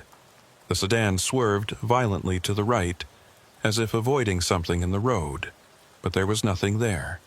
Tamsin could see clearly. The road was empty, yet the driver jerked the wheel hard enough that the car went up on two wheels for a moment before crashing back down and fishtailing across the shoulder. Tamsin ran toward the vehicle, activating her light bar. The sedan came to a stop about 50 feet past the tree, half on the shoulder and half on the grass. She approached with her hand on her weapon, not sure what she was about to find. The driver's door opened, and a middle-aged woman stumbled out, her face pale and her eyes wide. "Did you see it? Did you see it in the road? Ma'am, I need you to step back to your vehicle. Are you injured?" There was someone standing in the middle of the lane. A man. He was just standing there. I had to swerve or I would have hit him. The woman was shaking, her hands trembling as she pointed back towards the oak tree. "He's still there. You have to do something." Tamsin looked back at the tree. The road was empty. No one was standing there. "Ma'am, I didn't see anyone. The road is clear." "But he was right there. I saw him. He was wearing dark clothes and just standing in the middle of my lane, not moving. I barely missed him." Tamsin guided the woman to sit on the hood of her car while she checked for damage. The sedan was scraped along the passenger side from where it had brushed against the guardrail, but otherwise intact. No other vehicles involved, no signs of a pedestrian strike. "What's your name?" Lauren Vasquez." "Ms. Vasquez, have you been drinking tonight? Any medications or substances?" "No, nothing. I'm completely sober. I'm driving home from visiting my sister in Poughkeepsie. I've driven this road 100 times. Lauren looked up at Tamsin with desperate eyes. "I know what I saw. There was a man in the road." Tamsin took down all her information and ran her license. Clean record, no warrants, no history of incidents. Just a scared woman who thought she'd seen something that wasn't there. "I'm not going to cite you for reckless driving," Tamsin said, "but I need you to be more careful. The curves on this road can be tricky, especially at night. Sometimes shadows or headlights can play tricks on your perception." It wasn't a shadow, it was a person, as real as you are. Tamsin helped her get back in her car and watched as she drove away, slowly and carefully this time. Then she returned to the oak tree and swept her flashlight across the road. Nothing. No footprints, no signs that anyone had been standing there. But as she turned to walk back to her patrol car, she heard something that made her stop. It was faint, barely audible over the sound of wind in the trees. A voice, speaking words she couldn't quite make out. She turned slowly, trying to locate the source. It seemed to be coming from the direction of the tree. She moved closer, her hand instinctively moving to her weapon again. The voice grew clearer. It was a man's voice, young, panicked. "Please, somebody help. I can't get out. The door's jammed and I smell smoke. Please, somebody has to see me." Tamsin spun around, looking for the source. There was no one there. No vehicle, no person, nothing but the empty road and the scarred oak tree. "Hello? Where are you?" she called out. The voice continued as if it hadn't heard her. "The clock says 11:38, but that can't be right. I've been here so much longer. Please, I can see headlights. Someone's coming. They have to see me." Tamsin's skin crawled. She grabbed her radio. "Dispatch, Unit 23. I need you to check something for me. The fatal accident at mile marker 47 from 3 nights ago. What was the victim's first name?" "Stand by." A pause, then, "Victim's name was Marcus Delgado, age 34. "And what time was the accident reported?" "First 911 call came in at 11:47 p.m. Tamsin looked at the oak tree. The voice had stopped now, but she could still hear the echo of it in her mind. Marcus's voice calling for help. Trapped in his truck at 11:38 p.m., 9 minutes before anyone reported the accident. She approached the tree slowly and placed her hand on the scarred bark. It was cold, much colder than the night air.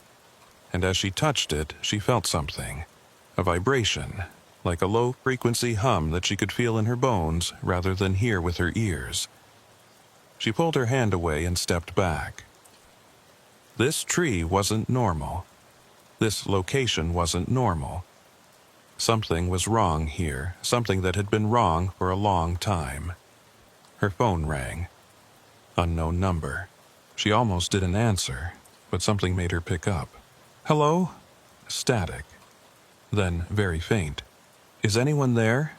Can anyone hear me? I've been trying to call for help, but no one answers. I'm at mile marker 47 on the Taconic. There's been an accident. I need an ambulance. Tamsin's heart was racing. Who is this? My name is Marcus. Marcus Delgado. Please, you have to send help. I'm hurt, and I can't get out of my truck. I've been here for hours and no one's stopping. Marcus, listen to me. This is Trooper Fairchild with the state police. Where exactly are you right now? I told you, mile marker 47. I hit a tree. The front of my truck is completely smashed in. Why isn't anyone stopping? Cars keep driving past, but no one sees me. Tamsin looked at the oak tree. She could see the fresh damage from Marcus's truck, the broken bark and the gouges in the wood. But the truck itself was long gone, towed to the impound lot 3 days ago. Marcus, what time is it right now? A pause. My clock stopped working, but it was around 11:30 when I left the gas station, and I've been here maybe 10 or 15 minutes. So, probably 11:45? Why does that matter? I need help now.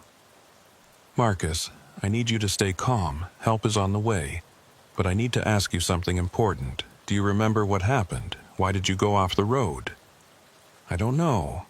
I was just driving, and then suddenly there was someone standing in the middle of the lane. A woman, I think. I swerved to avoid her and lost control. I didn't have time to brake. I hit the tree. But I didn't see her after. She just disappeared. A woman in the road. The same thing Lauren Vasquez had just reported. A figure standing in the middle of the lane, forcing drivers to swerve. Can you describe what she looked like? I only saw her for a second.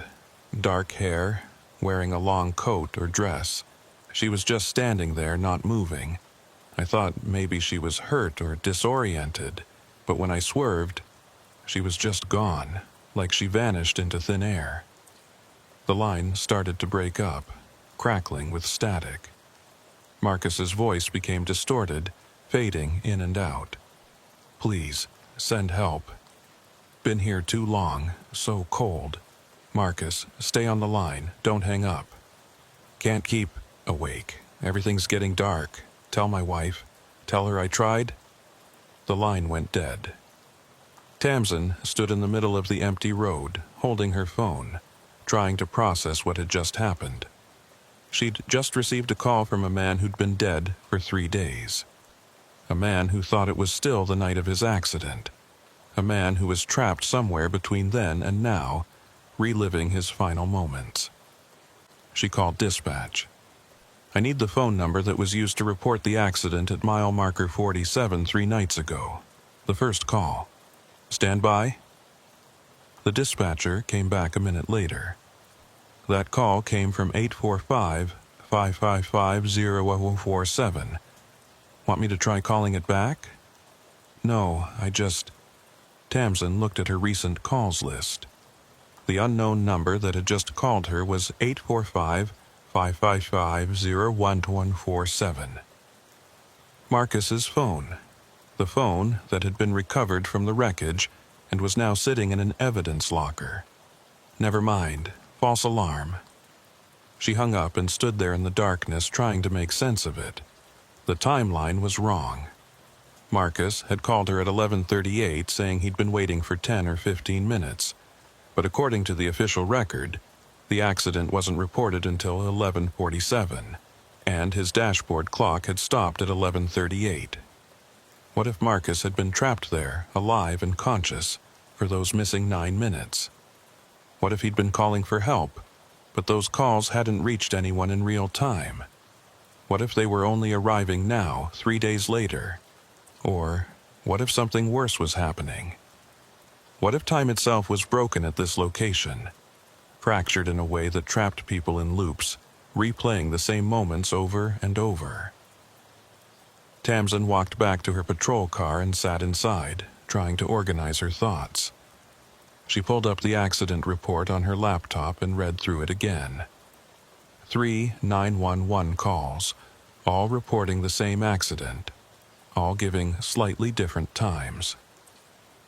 The first responders had arrived at 11:59 p.m. and found Marcus already dead, his body cold.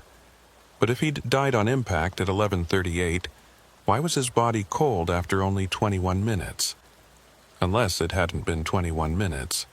Unless time had moved differently for Marcus than it had for everyone else. She looked up at the oak tree through her windshield. In the glow of her headlights, she could see something she hadn't noticed before. There were multiple layers of impact damage on the trunk, overlapping each other. New damage on top of old damage on top of older damage still, as if the same accident had happened over and over in the same exact spot. Her radio crackled. Unit 23, we're getting another report of a disabled vehicle near mile marker 47. Caller says they saw a red pickup truck with its hazards on, appeared to have struck a tree, but when they called back to provide more details, they said the truck had vanished. Caller is still on scene if you want to make contact. Tamsin's blood ran cold. A red pickup truck. Marcus's truck. Copy that. I'm already at that location. I'll check it out. She got out of her car and walked to the oak tree again. The road was empty. No truck, no debris, no signs of an accident. But as she stood there, she felt that vibration again. Stronger this time. And she heard the sound of metal crunching, brief and distant, like an echo from somewhere far away. She looked at her watch, 11:38 p.m., the exact time Marcus had crashed. And standing at the edge of the tree line, barely visible in the darkness, she saw a figure. A woman in a long dark coat, her hair hanging over her face, just standing there, watching. Tamsin took a step toward her. "Ma'am, state police. I need you to step into the light." The figure didn't move. Tamsin took another step, her hand moving to her weapon. "I need you to identify yourself and tell me what you're doing here." The figure tilted its head, and for just a moment Tamsin saw its face, pale, with dark, hollow eyes and a smile that was too thin, showing too many teeth. Then it stepped backward into the trees and vanished. Tamsin ran to where it had been standing, but there was nothing there. No footprints in the soft earth, no broken branches, no sign anyone had been there at all. Her phone rang. Marcus's number again. This time she didn't answer, because she was starting to understand. This wasn't about helping a trapped victim. This was about something much worse. Something that used the tree, used the accidents, used the broken timeline to lure people in. Something that fed on confusion and fear and the desperate hope that maybe, just maybe, you could save someone who was already gone. Tamsin got back in her patrol car and called for a supervisor. She needed backup. She needed someone else to witness this, because if she tried to explain what was happening without proof, they'd think she was losing her mind. As she waited for her sergeant to arrive, she looked at the oak tree one more time. And she realized that all those carvings on the trunk, all those names and dates, they weren't memorials. They were warnings. Sergeant Rodriguez arrived 20 minutes later, pulling up behind Tamsin's patrol car with his lights off. He was a veteran with over 20 years on the job, the kind of cop who'd seen everything and wasn't easily rattled. But when Tamsin explained what had been happening, even he looked skeptical. "You're telling me you got a phone call from a dead man," Rodriguez said, crossing his arms. "And you saw a mysterious woman who vanished into thin air. And you think time is broken at this specific spot on the highway. I know how it sounds, but I'm not making this up. Check the call logs on my phone. The number matches Marcus Delgado's cell phone, the one that's supposed to be in the evidence locker right now." Rodriguez examined her phone, scrolling through the recent calls. He frowned. Could be spoofed. Scammers do that all the time, make it look like they're calling from a different number. And what about the witness who swerved to avoid someone in the road? Someone who wasn't there. That happened right in front of me. People see things when they're tired, especially on dark roads. Shadows, animals, their own headlights reflecting off road signs. It doesn't mean something supernatural is going on. Tamsin pointed at the oak tree. "Then explain the carvings on that tree. Names and dates going back years, and one of them says, 'Help us, 11:38, which is the exact time on Marcus Delgado's dashboard clock when he crashed." Rodriguez walked over to the tree and examined it with his flashlight. He studied the carvings for a long time, his expression gradually shifting from skepticism to concern. These do look old, some of them anyway. Could be vandals, people leaving memorials for accident victims. Or it could be the victims themselves trying to leave a message, trying to warn people about what happens here. Rodriguez turned to look at her. "Fairchild, I'm going to be straight with you. You're a good trooper, one of the best in the district. But what you're describing sounds like stress, fatigue, maybe spending too much time alone on night shifts. When's the last time you took a day off? This isn't about being tired. Something is wrong with this location. We need to investigate it properly. Pull all the accident reports from this mile marker going back as far as we can. Look for patterns, inconsistencies in the timelines.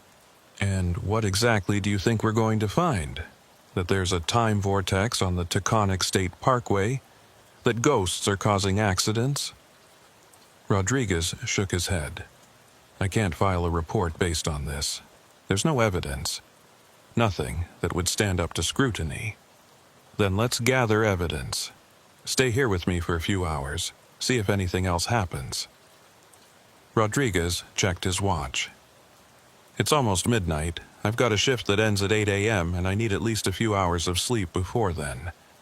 I'll tell you what, you finish your patrol, go home, get some rest. If you still feel like something's wrong tomorrow, we'll talk about it with the lieutenant. Maybe we can pull those accident reports, do a proper analysis. But for now, you need to let this go." He walked back to his car, and Tamsin knew she was being dismissed. The conversation was over. She watched him drive away, his taillights disappearing around the curve, and felt a wave of frustration wash over her. She wasn't imagining this. She wasn't losing her mind. Something was happening here and no one was taking it seriously. She sat in her patrol car and pulled up the accident database on her laptop. If no one else was going to investigate, she'd do it herself. She started with mile marker 47 and worked backwards through the years looking for any reported accidents at or near that location. The list was longer than she expected. In the past 10 years alone, there had been 17 accidents at mile marker 47. 9 of them were fatal.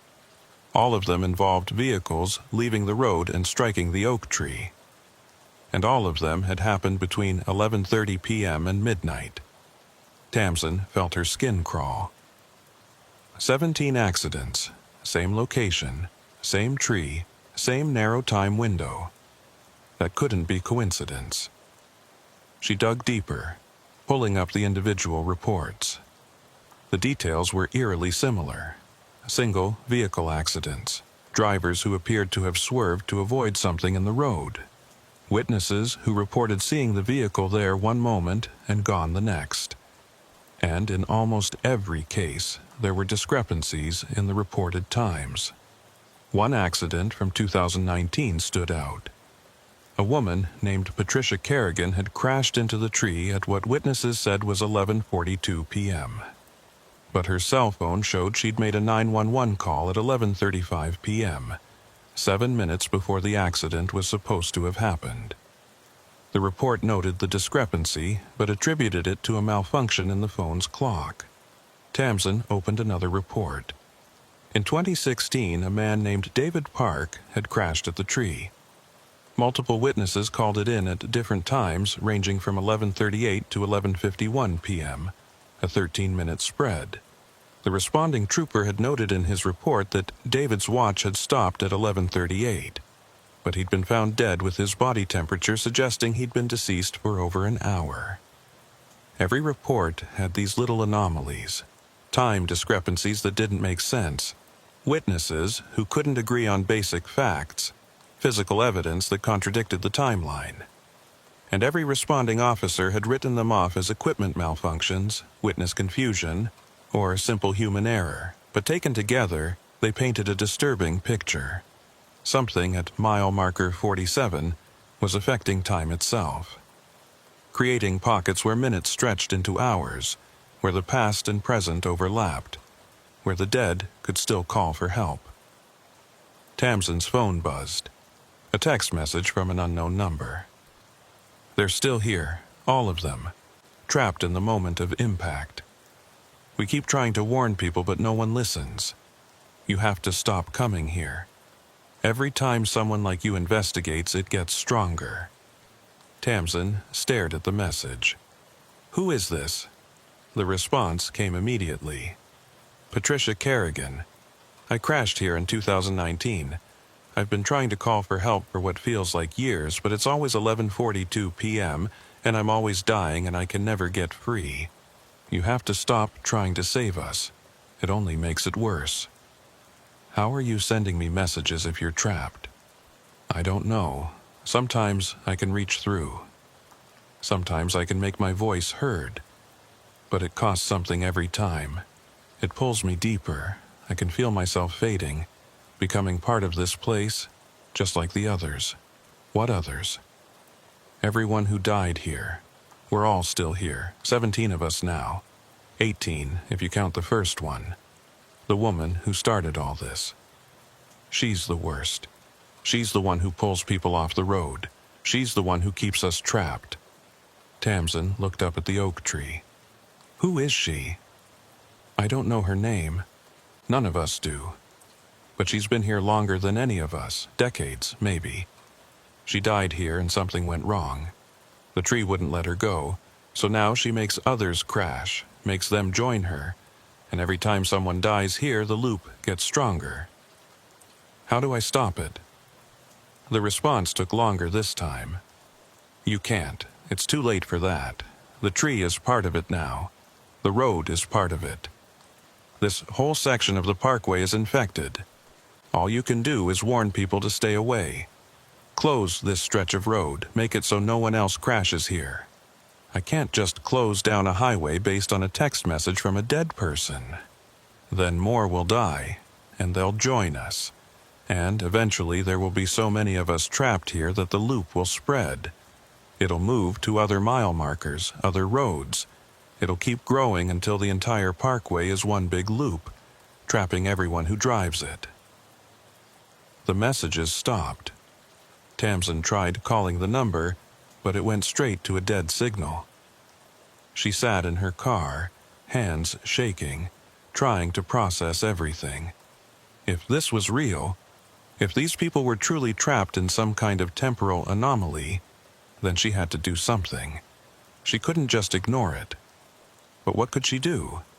She had no proof, no evidence that would convince anyone. Just strange phone calls and text messages that could be explained away as pranks or technical glitches. Her radio crackled. All units be advised. We're getting multiple 911 calls reporting an accident on the Taconic northbound, mile marker 47. Vehicle struck a tree. First responders are en route. Tamsin's heart sank. It was happening again. Right now, while she sat here. Another victim. She grabbed her radio. Unit 23, I'm already on scene. I don't see any accident. Repeat, no accident visible at this location. Copy that, Unit 23. But we're getting multiple callers all reporting the same thing. Can you do a thorough check of the area? Tamsin got out of her car and walked toward the oak tree. The road was empty. No vehicles, no debris, no signs of an accident. But as she approached the tree, she heard it. The sound of metal crunching, glass shattering, a horn blaring. All of it distant and muffled, as if coming from underwater. And then she saw it. For just a moment, overlaid on the empty road like a double exposure photograph, she saw a car. A blue sedan crushed against the oak tree, smoke rising from the hood.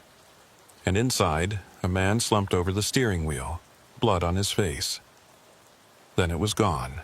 The road was empty again. Tamsin's phone rang. Unknown number. She answered. Hello? Is anyone there? I need help. I've been in an accident. I'm at mile marker 47 on the Taconic. Please send an ambulance. The voice was different this time.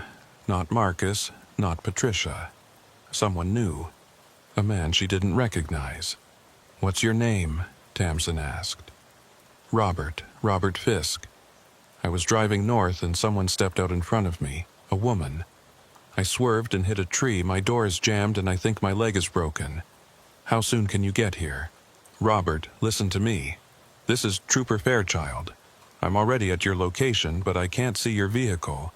Where exactly are you? I'm right here. I can see other cars driving past. Why isn't anyone stopping? I've been here for at least 10 minutes. My phone keeps dropping the call. Please, you have to help me. What time is it, Robert?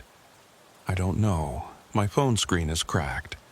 But it was around 11:30 when I left the rest stop and this just happened, so maybe 11:40. Why does that matter? 11:40. The loop was starting over. Another victim being pulled in, trapped in the same narrow window of time that had claimed all the others. Robert, I need you to try something. I need you to get out of your car. Even if the door is jammed, break a window, climb out, get away from the tree. Can you do that? I'm trying, but I'm stuck. And there's someone outside, that woman.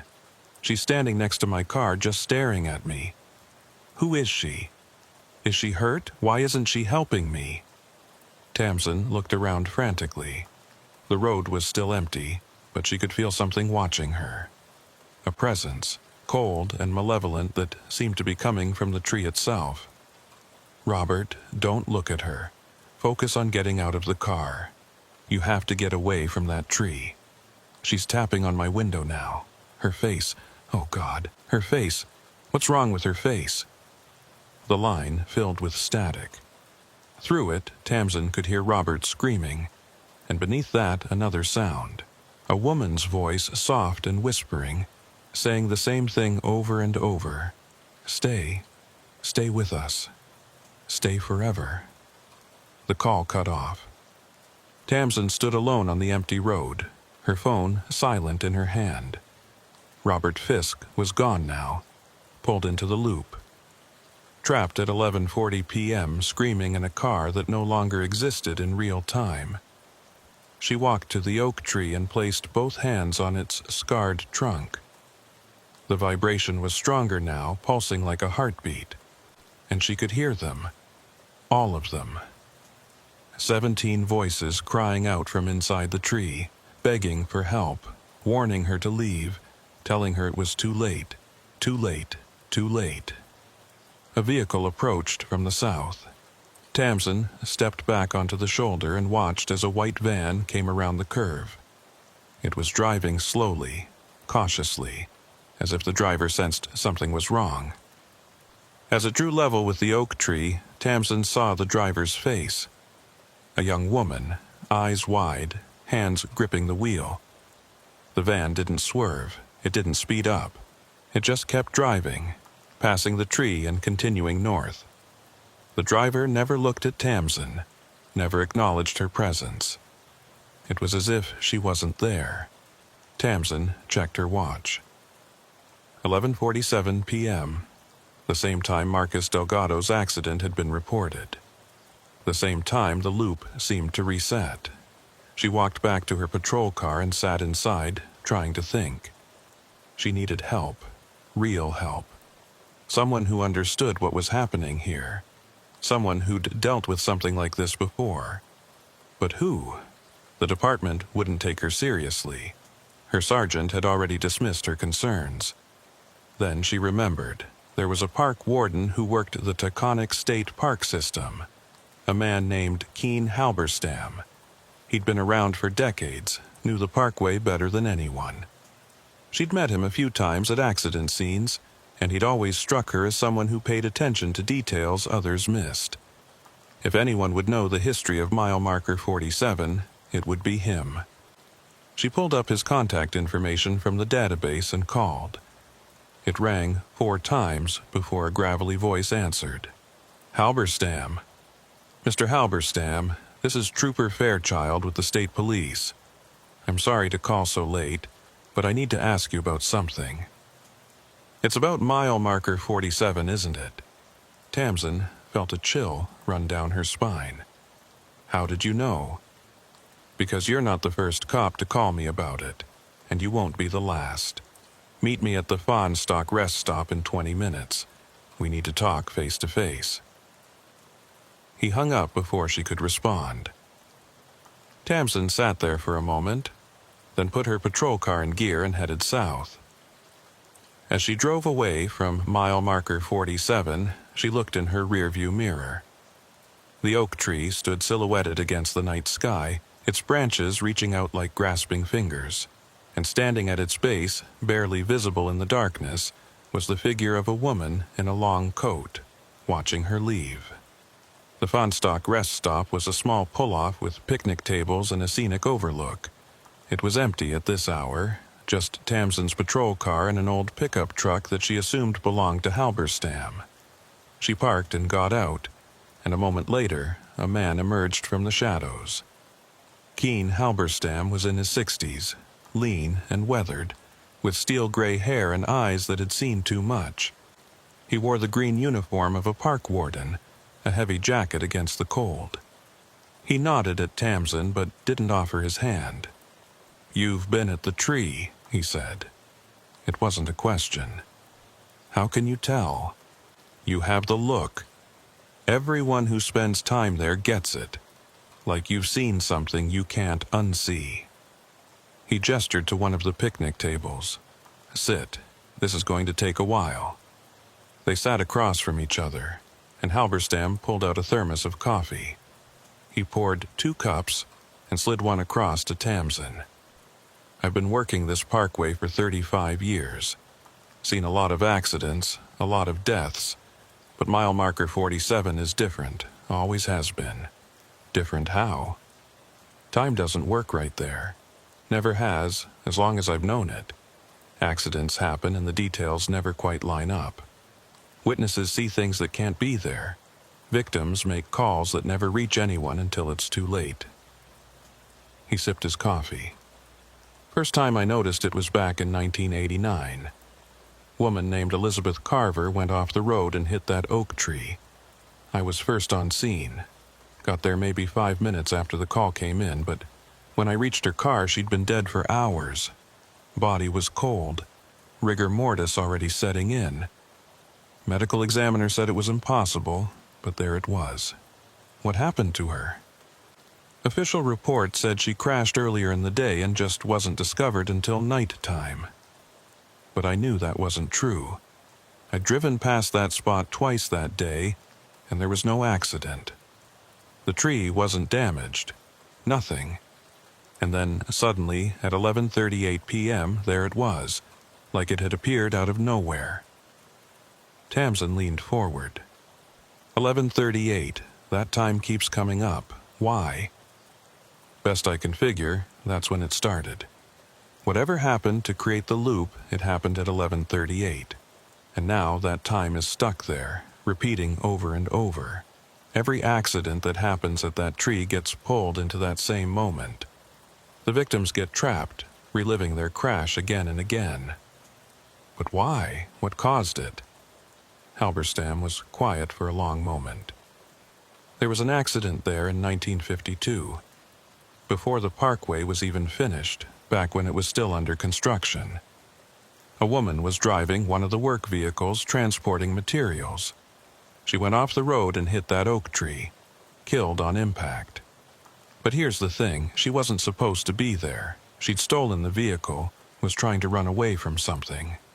Or someone. Story goes that she died at exactly 11:38 p.m., and when they found her the next morning, her watch had stopped at that time. And you think she's the one trapping people there? I think she got stuck, and she's been stuck ever since. And over the years, as more people died at that spot, the phenomenon got stronger. Now it's not just her anymore. It's everyone who's ever crashed there. They're all part of the loop, all trapped in that same moment. Tamsin thought about the text messages from Patricia Kerrigan, the phone calls from Marcus Delgado and Robert Fisk. They can reach out sometimes. The victims. They can make calls, send messages. Why? The loop isn't perfect. There are cracks in it, moments when time overlaps and the barrier between their reality and ours gets thin. That's when they can reach through, make contact. But it doesn't help them. If anything, it makes them more aware of how trapped they are. So what do we do? How do we stop it? Halberstam shook his head. I've been asking that question for 35 years. I've talked to physicists, paranormal investigators, even a priest once. Nobody has an answer. The best we can do is try to keep people away from that section of road during the danger hours. Between 11:30 and midnight, that's when the loop is most active. But we can't just close down a major highway for half an hour every night. The department would never approve it. No, they wouldn't. And people keep dying. 17 in the past 10 years alone. It's getting worse, too. The loop is expanding, pulling people in who aren't even at the crash site. Soon, it might spread to the whole parkway. He looked at her with tired eyes. That's why I'm telling you this. You need to stop investigating. Every time someone tries to figure it out, every time a cop gets obsessed with solving it, the loop feeds on that attention. It gets stronger. Tamsin stood up. I can't just walk away, not when I know people are suffering. They're already dead, Trooper. You can't save them. You can only make sure you don't join them. She left the rest stop and drove back toward mile marker 47. She knew Halberstam was right. She knew the smart thing to do was let it go, file her reports, and move on to other cases. But she couldn't. Not when she could still hear their voices, crying out from inside that tree. As she approached the oak tree, she saw something that made her slam on the brakes. There was a car pulled over on the shoulder. A blue sedan, the same one she'd seen in that brief vision earlier. She parked and approached cautiously. The car was real this time, solid and present, and sitting in the driver's seat was a man.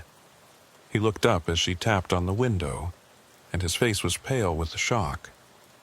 Are you Robert Fisk? Tamsin asked. The man nodded slowly. How did you know my name? I just crashed here. I called 911, but no one came, and then I was back in my car, on the road, driving like nothing happened. But I know I hit that tree. I felt it. I should be dead. Tamsin looked at the oak tree. No damage. No fresh impact marks. Robert's car was completely intact. What time is it? She asked. Robert checked his phone. 11:47. But that can't be right. I crashed at 11:40. I've been here for at least 20 minutes. 7 minutes. He'd been trapped in the loop for 7 minutes before being released back into real time. But why? Why did he get to escape when the others didn't? You need to leave, Tamsin said. Right now. Drive south, get away from this area. Don't stop until you're at least 10 miles from here. What's happening? What was that thing I saw, that woman with the, just go, please? Robert started his car and drove away, constantly checking his mirrors as if expecting something to chase him. Tamsin watched him disappear around the curve, then turned back to the oak tree. She walked up to it and placed her hand on the trunk again. The vibration was there, but weaker than before, as if releasing Robert had costed energy. Her phone buzzed, another text message. "Thank you for sending him away, but it won't last. He'll come back. They always come back. The tree doesn't let go easily." Tamsin typed a response. "How do I break the loop?" The answer came slowly, one word at a time, as if it was costing immense effort. "You can't. It's too old, too strong, but you can weaken it.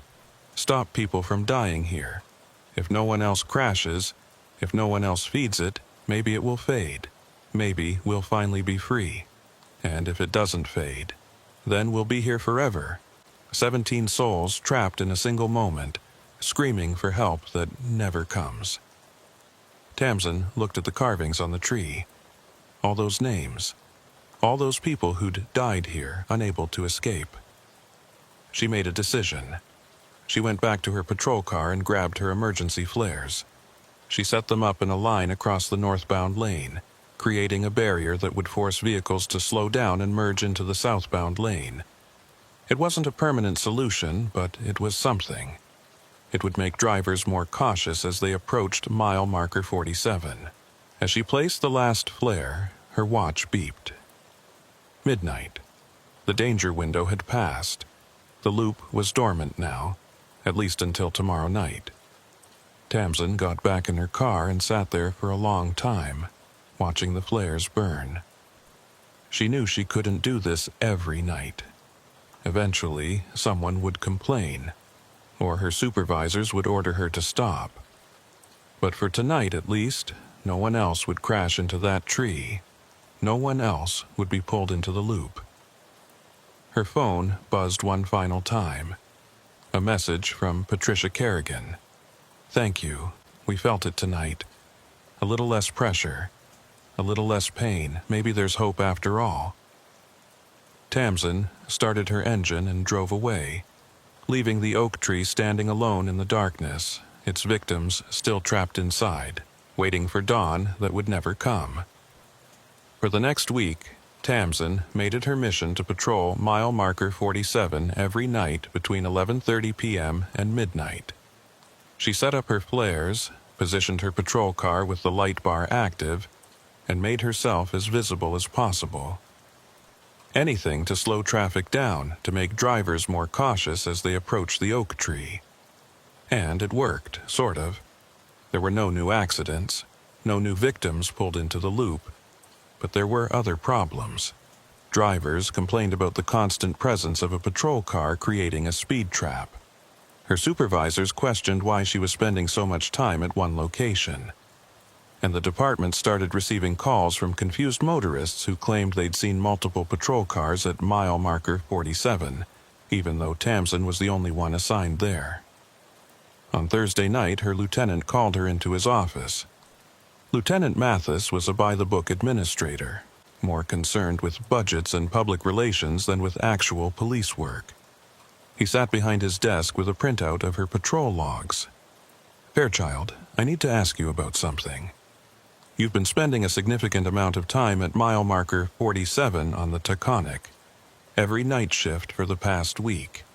Care to explain why?" Tamsin had prepared for this conversation. "That location has a high accident rate, sir. I've been conducting high-visibility patrols to deter speeding and reckless driving. I'm aware of the accident history, but your approach is raising concerns. We've had complaints from regular commuters who feel they're being targeted. And more concerning, we've had reports of erratic behavior. One caller said they saw you talking to an empty car. Another said you were standing in the middle of the road at midnight, not responding to passing vehicles. Sir, I can assure you, I'm not finished. I pulled the evidence logs from the Delgado accident. The victim's cell phone was checked out 3 days ago. By you, without authorization.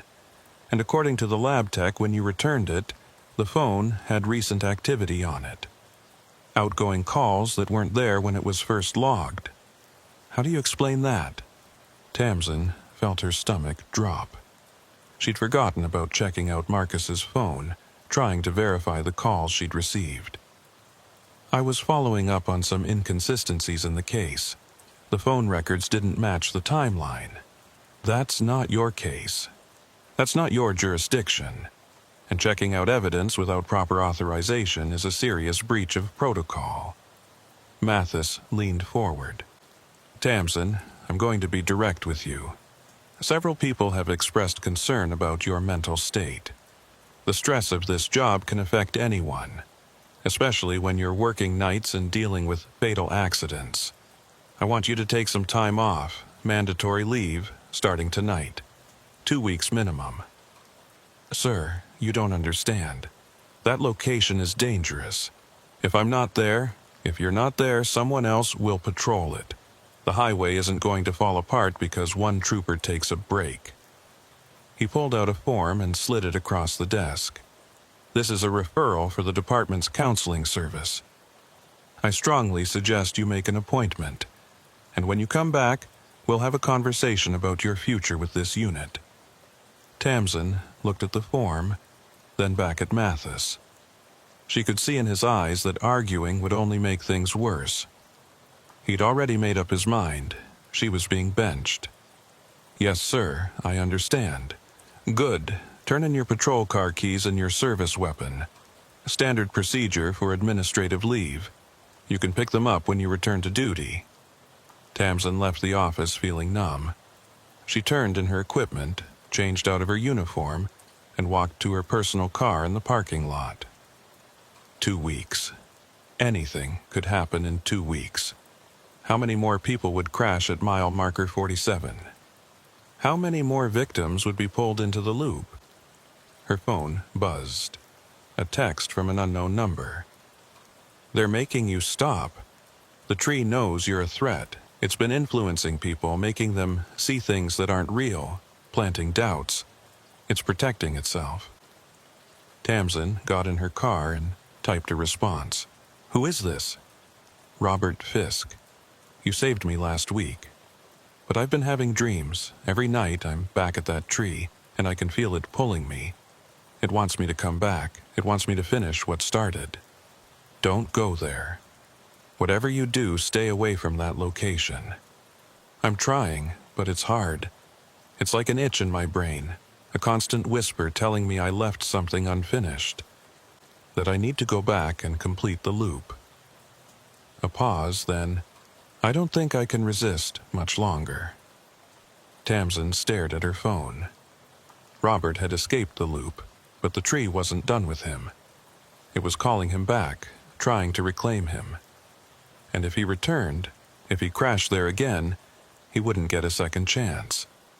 He'd be trapped permanently. She started her car and drove toward the parkway.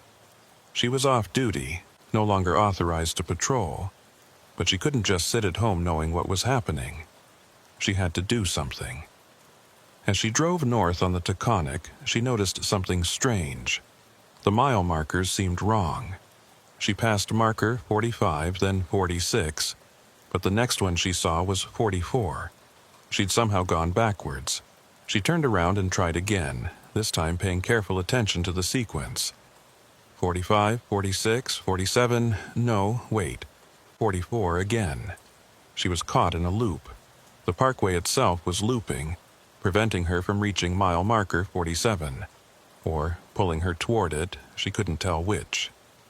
Tamsin pulled over and checked her GPS.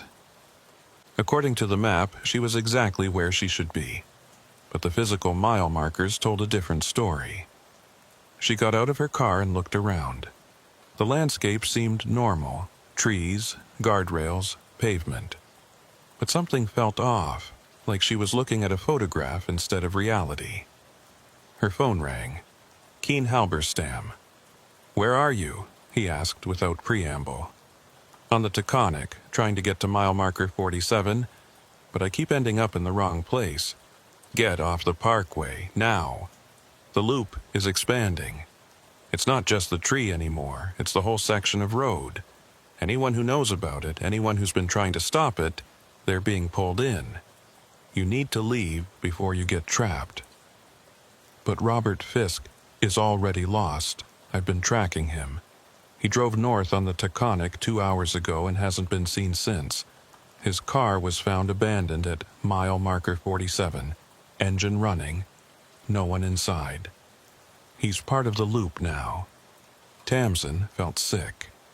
She'd tried to save him, and instead she'd condemned him to an eternity of suffering. This is my fault. If I hadn't pulled him out the first time, it wouldn't have mattered. The tree would have claimed him eventually. That's what it does. It marks people, and then it waits for them to come back. Halberstam's voice was grim. You need to accept that you can't win this fight. The best you can do is survive it. There has to be a way to stop it, to break the loop. If there is, I haven't found it in 35 years of trying, and believe me, I've tried everything. The only thing that's kept me alive this long is knowing when to back off, when to let it win a battle so I can survive to fight another day. Tamsin looked at the mile markers around her. They were changing now, flickering between different numbers, 47, 44, 52, 38. The loop was destabilizing, pulling her in multiple directions at once. I have to go, she said. If I don't get out now, I might not be able to. She hung up and ran back to her car. She threw it in reverse and backed down the shoulder, not trusting the forward direction anymore. She kept going until she reached what looked like mile marker 40, then turned around and headed south as fast as she dared. The parkway fought her every mile. Exit signs appeared and disappeared. The road curved in ways it shouldn't. At one point, she passed the same rest stop 3 times in 5 minutes. But she kept driving, refusing to stop, refusing to give in to the confusion. Finally, after what felt like hours but was probably only 20 minutes, she crossed into Westchester County, and the sensation lifted. The mile markers returned to their proper sequence. The parkway felt normal again. She pulled into a gas station and sat in her car, shaking. Her phone buzzed. Multiple text messages, all from unknown numbers, all from victims of the loop. Patricia Kerrigan. It's spreading, getting stronger. We can feel it reaching out, claiming more territory. You have to do something. Marcus Delgado. Robert joined us tonight. He's confused, scared, doesn't understand what happened. None of us do.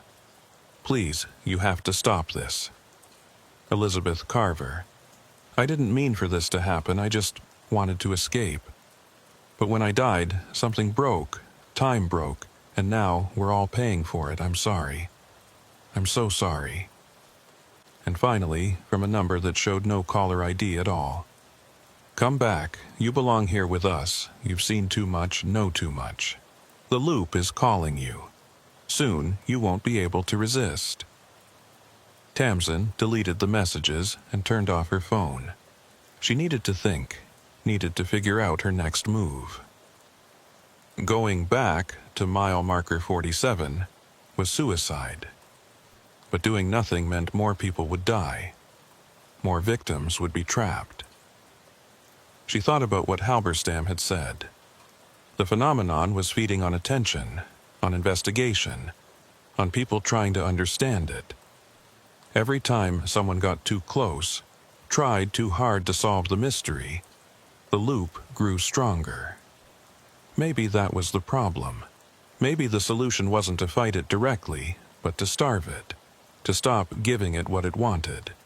But how? She couldn't just forget about 17 people trapped in a temporal anomaly. She couldn't ignore the fact that the loop was expanding, threatening to consume more of the parkway.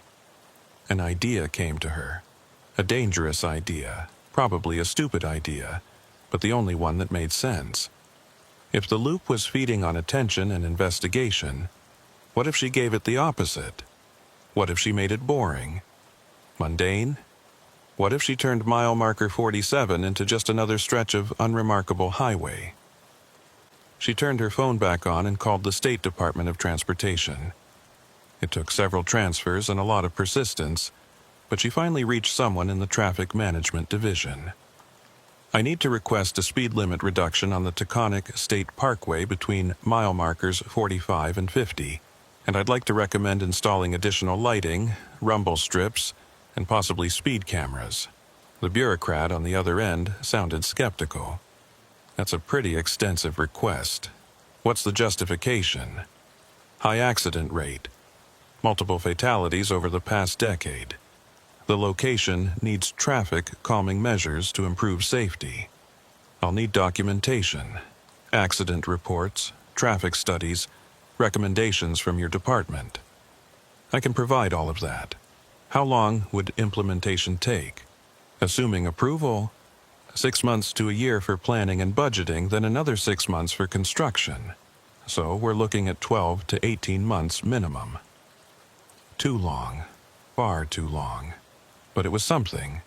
A plan, at least. A way to make the location less dangerous in the long term. Tamsin thanked him and hung up.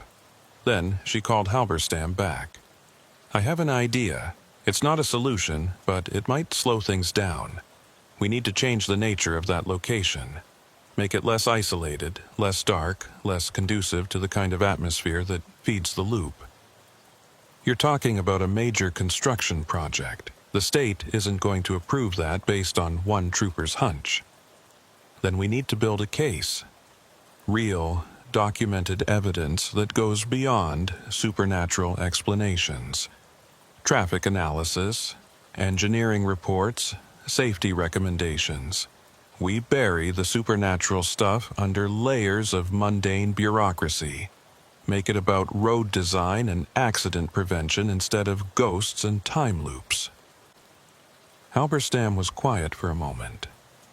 That might actually work. The tree thrives on mystery, on being a dark, forgotten place where strange things happen. If we turn it into a well-lit, heavily monitored section of highway, we might weaken its influence. Exactly. And in the meantime, we keep people away from there during the danger hours. You have connections with the park system, right? What if there were more ranger patrols in that area at night? More visible presence, more reasons for people to slow down and stay alert? I can arrange that, but it's going to take time, and we'll face resistance. People don't like change, and they especially don't like admitting that a piece of infrastructure is fundamentally flawed. Then we make them admit it. We gather every piece of data we can find. Accident reports, weather patterns, road surface analysis, sightline studies. We overwhelm them with evidence until they have no choice but to take action. They talked for another hour, planning their approach. It wasn't glamorous. It wasn't the kind of dramatic confrontation that resolved hauntings in movies, but it was practical, and it played to their strengths. Halberstam knew the bureaucracy of the park system. Tamsin knew how to document and present evidence. Together, they might be able to effect real change. When she finally hung up, Tamsin felt something she hadn't felt in days. Hope. Not certainty, not confidence, but hope. The loop wouldn't be broken overnight. The victims wouldn't be freed anytime soon. But maybe, just maybe, they could stop it from claiming more people. And maybe that was enough. Over the next 2 weeks of her forced leave, Tamsin threw herself into research. She pulled accident reports going back 40 years. She analyzed weather patterns, traffic flow, road surface conditions. She created charts and graphs and statistical models. She turned the mystery of mile marker 47 into data, cold and impersonal and utterly mundane. And slowly, she began to notice something. The more she approached it as a technical problem rather than a supernatural one, the less she heard from the victims. The text messages stopped. The phone calls ceased. It was as if by refusing to engage with the paranormal aspect, she was starving it of attention. She met with Halberstam regularly at neutral locations, always away from the parkway. They compared notes, refined their arguments, and prepared their presentation. They contacted the families of victims and convinced several of them to join a petition for improved safety measures. They reached out to local news stations about the dangerous curve on the Taconic and got several stories about accident prevention. Nowhere in any of this did they mention time loops or trapped souls or mysterious women in the woods. It was all about engineering, about design flaws, about the need for better lighting and traffic calming. Boring, bureaucratic, and therefore unthreatening to those in power. On the last day of her leave, Tamsin received a call from Lieutenant Mathis. "Fairchild, I've been reviewing your situation. I want you to know that several community members have reached out to the department praising your work on highway safety awareness. Apparently, you've been instrumental in organizing a campaign for improved conditions on the Taconic." "Yes, sir, I used my time off productively." "I can see that. Look, I may have been hasty in my assessment of your behavior. You were pursuing a legitimate public safety concern, just in an unconventional way. When you return to duty, I'd like you to continue working on this. Partner with DOT, coordinate with the Park Service. Make this an official department initiative." Tamsin felt relief wash over her. "Thank you, sir. I'd be happy to do that." "Good. Report for duty Monday morning. And, Fairchild, good work. This is the kind of proactive policing that makes a real difference." When she hung up, she immediately called Halberstam. "It worked. They're taking it seriously. We're going to get the changes approved. Don't celebrate yet. Approval is one thing, implementation is another. And the tree isn't going to just accept this lying down. It's going to fight back." He was right. That night, as Tamsin lay in bed trying to sleep, her phone rang. Unknown number. She almost didn't answer, but something compelled her to pick up. "Hello?"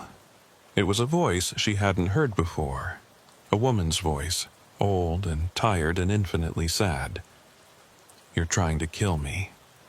"Who is this? You know who I am. I'm the first, the one who started this, Elizabeth Carver, and you're trying to destroy what I've become." Tamsin sat up in bed. "You're not Elizabeth Carver. You're what's left after she died. A ghost, a memory, an echo. I'm more than that now. I'm the road itself, the tree, the loop. 70 years of death and suffering have made me into something new, and I won't let you take that away. You're trapping innocent people, making them suffer. That has to end. They're not suffering. They're with me. We're all together, all part of the same moment, the same perfect, endless moment. No past, no future, no change, no loss, just the eternal now. And you could join us. You've been touched by the loop. You can feel it calling you. Just come back to mile marker 47. Just drive north one more time. Let yourself crash. Let yourself join us. No. You can't fight this forever. The loop is patient. It will wait for you. It will call to you every night for the rest of your life. And eventually, one night when you're tired or distracted or simply unlucky, you'll answer that call. You'll find yourself on the Taconic at 11:38 p.m., and you'll see me standing in the road, and you'll swerve, and then you'll be mine forever." The line went dead. Tamsin sat in the darkness, her heart pounding. The threat was real. She could feel it. A pull in the back of her mind. A constant, low-level urge to drive north, to return to that oak tree, to see what would happen if she gave in. But she wouldn't. She couldn't. Because if she was trapped in the loop, there would be no one left to fight it. No one left to try to save the others. She got out of bed and went to her desk. She pulled out her research, her reports, her carefully documented evidence, and she added one more item to her to-do list. Request transfer to Southern District. get as far from mile marker 47 as possible. Running away felt like giving up, but sometimes survival was more important than victory, and if she couldn't be the one to break the loop, maybe she could at least ensure that someone else would continue the fight. Her phone buzzed. One last text message from Patricia Kerrigan. "Thank you for trying. Even if it doesn't work, thank you for not forgetting us, for treating us like we're still human. That means more than you know." Tamsin closed her eyes and whispered into the darkness. "I won't forget, I promise." But even as she said it, she wondered if that was a promise she could keep. Because the nature of loops was that they repeated. The nature of time was that it moved forward. And the nature of human memory was that it faded.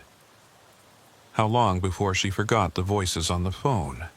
How long before mile marker 47 became just another accident site, unremarkable and unmemorable?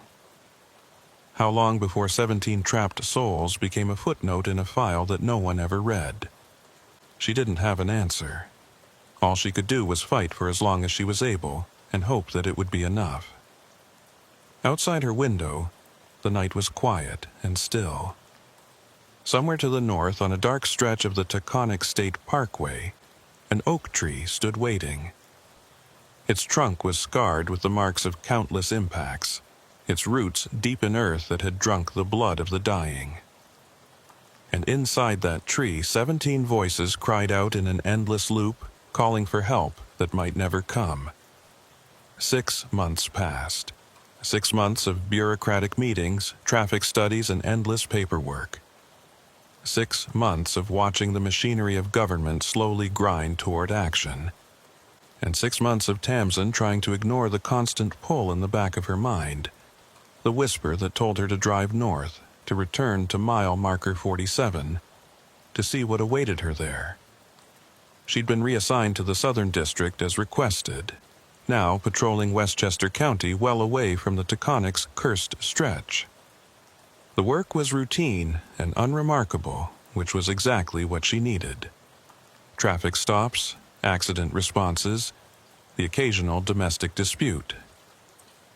Nothing that required her to think too deeply about time loops or trapped souls. But the dreams never stopped. Every night she found herself back at that oak tree, watching as car after car crashed into it in an endless parade of death. And in every dream she saw Elizabeth Carver standing at the roadside, smiling with too many teeth, beckoning her to join the loop. Tamsin coped by throwing herself into the Safety Improvement Project. She attended every planning meeting, reviewed every engineering proposal pushed for faster implementation. The Department of Transportation had finally approved a comprehensive redesign of the mile marker 47 area. New lighting, wider shoulders, rumble strips, reduced speed limits, and most importantly, the installation of a concrete barrier between the northbound lane and the oak tree. The tree itself would remain standing. Cutting it down would require environmental studies and public hearings that could delay the project for years. But it would be made inaccessible. No more vehicles crashing into it. No more deaths feeding the loop. Construction was scheduled to begin in 2 weeks. Tamsin allowed herself to hope that maybe, just maybe, this would work. That by changing the physical nature of the location, they could weaken whatever force held those 17 souls captive. Then, on a Tuesday night in late March, everything went wrong. Tamsin was home, reviewing the construction timeline on her laptop when her phone rang. It was Keen Halberstam, and his voice was tight with urgency. "Turn on the news. Channel 7 now." She grabbed the remote and switched to the local news station. A reporter stood on the shoulder of the Taconic, emergency lights flashing behind her in the darkness. The caption read, "Breaking. Multiple vehicle accident on Taconic State Parkway." Still unclear exactly what happened, the reporter was saying. But witnesses describe a chaotic scene with at least 6 vehicles involved. State police are on scene now, and we're hearing reports of multiple fatalities. We'll bring you more information as it becomes available. The northbound lanes are completely closed between exits 16 and 18. Motorists are advised to avoid the area. Tamsin's blood ran cold. Where is it? What mile marker? 47, Halberstam said. It's happening right now. The loop is pulling people in. Not one at a time anymore, it's taking them in groups. That's not possible. There haven't been any accidents there in months. We've been keeping it monitored. The loop doesn't care about our monitoring. It's been growing stronger, waiting for the right moment. And I think it knew about the construction plans. I think it's making one last grab, trying to claim as many victims as it can before we block its access. Tamsin was already moving, grabbing her keys, heading for the door. I'm going there. I have to help. Don't. That's exactly what it wants. It wants you at that location. Wants to pull you in with the others. The best thing you can do is stay away. People are dying, Keen. I can't just sit here and do nothing. You're not authorized to respond. You're not even in the right district anymore. If you show up there, you'll be in the way. Let the troopers who are assigned to that area handle it.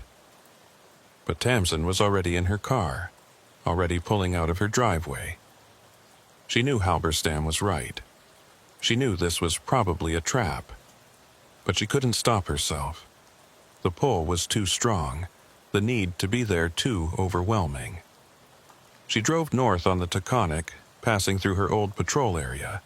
As she approached mile marker 47, she saw the lights.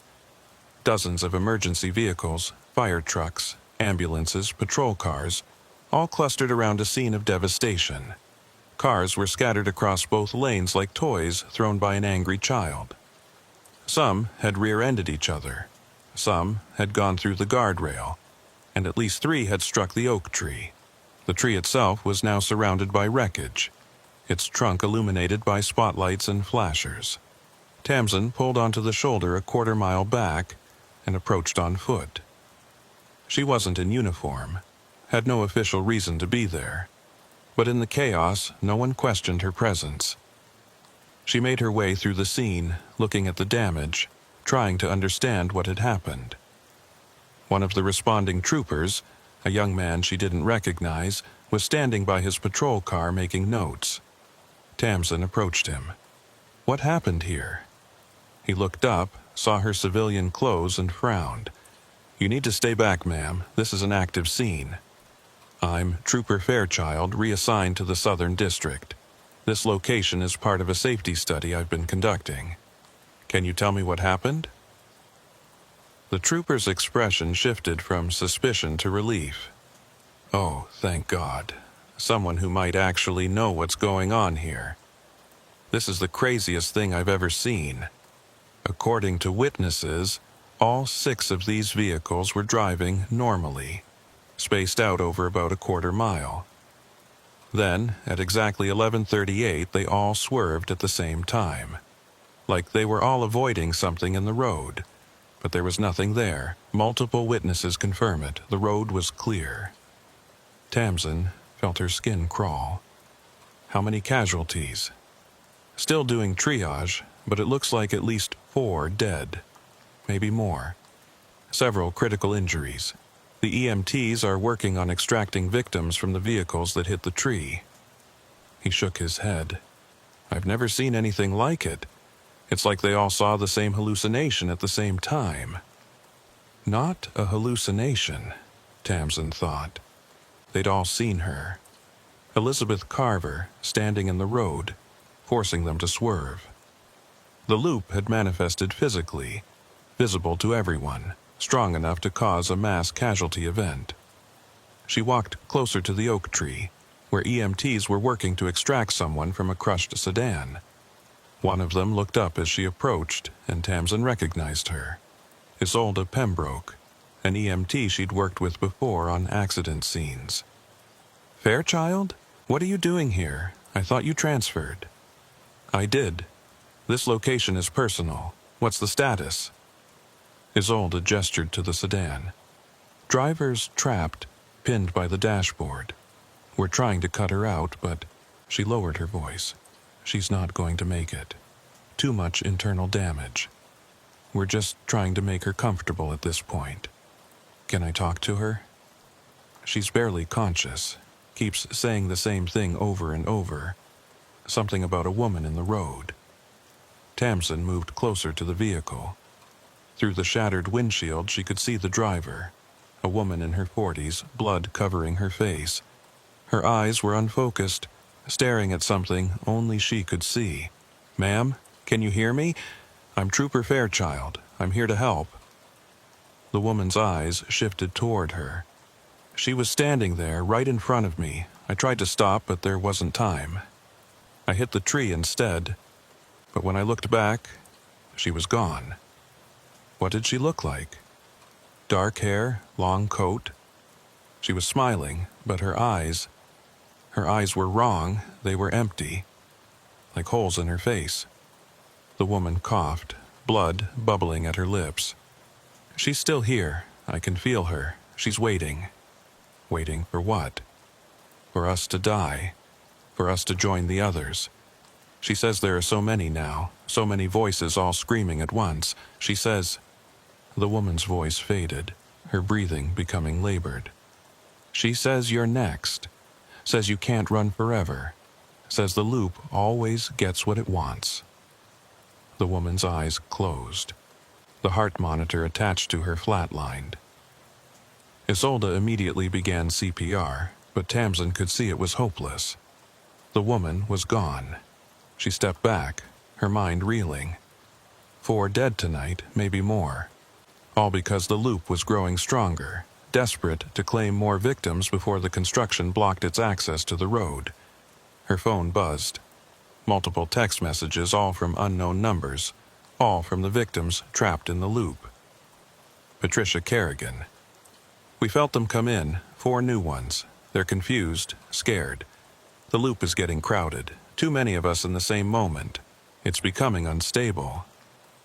Marcus Delgado. Something's wrong. The timeline is fragmenting.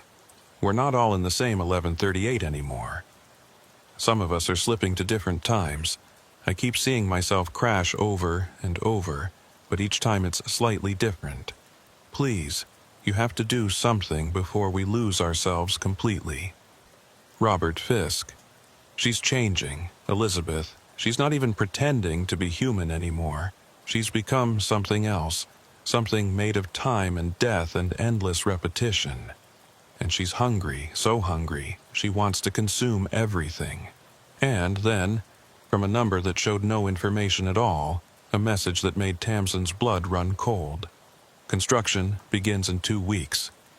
But I won't let you take away my tree. I won't let you trap me behind concrete and steel. Tonight was a warning. Tomorrow, I'll take the whole parkway. Every car, every driver, every passenger, all of them will join us, and there's nothing you can do to stop me. Tamsin looked up at the oak tree. In the harsh glare of the emergency lights, she could see something moving in its branches.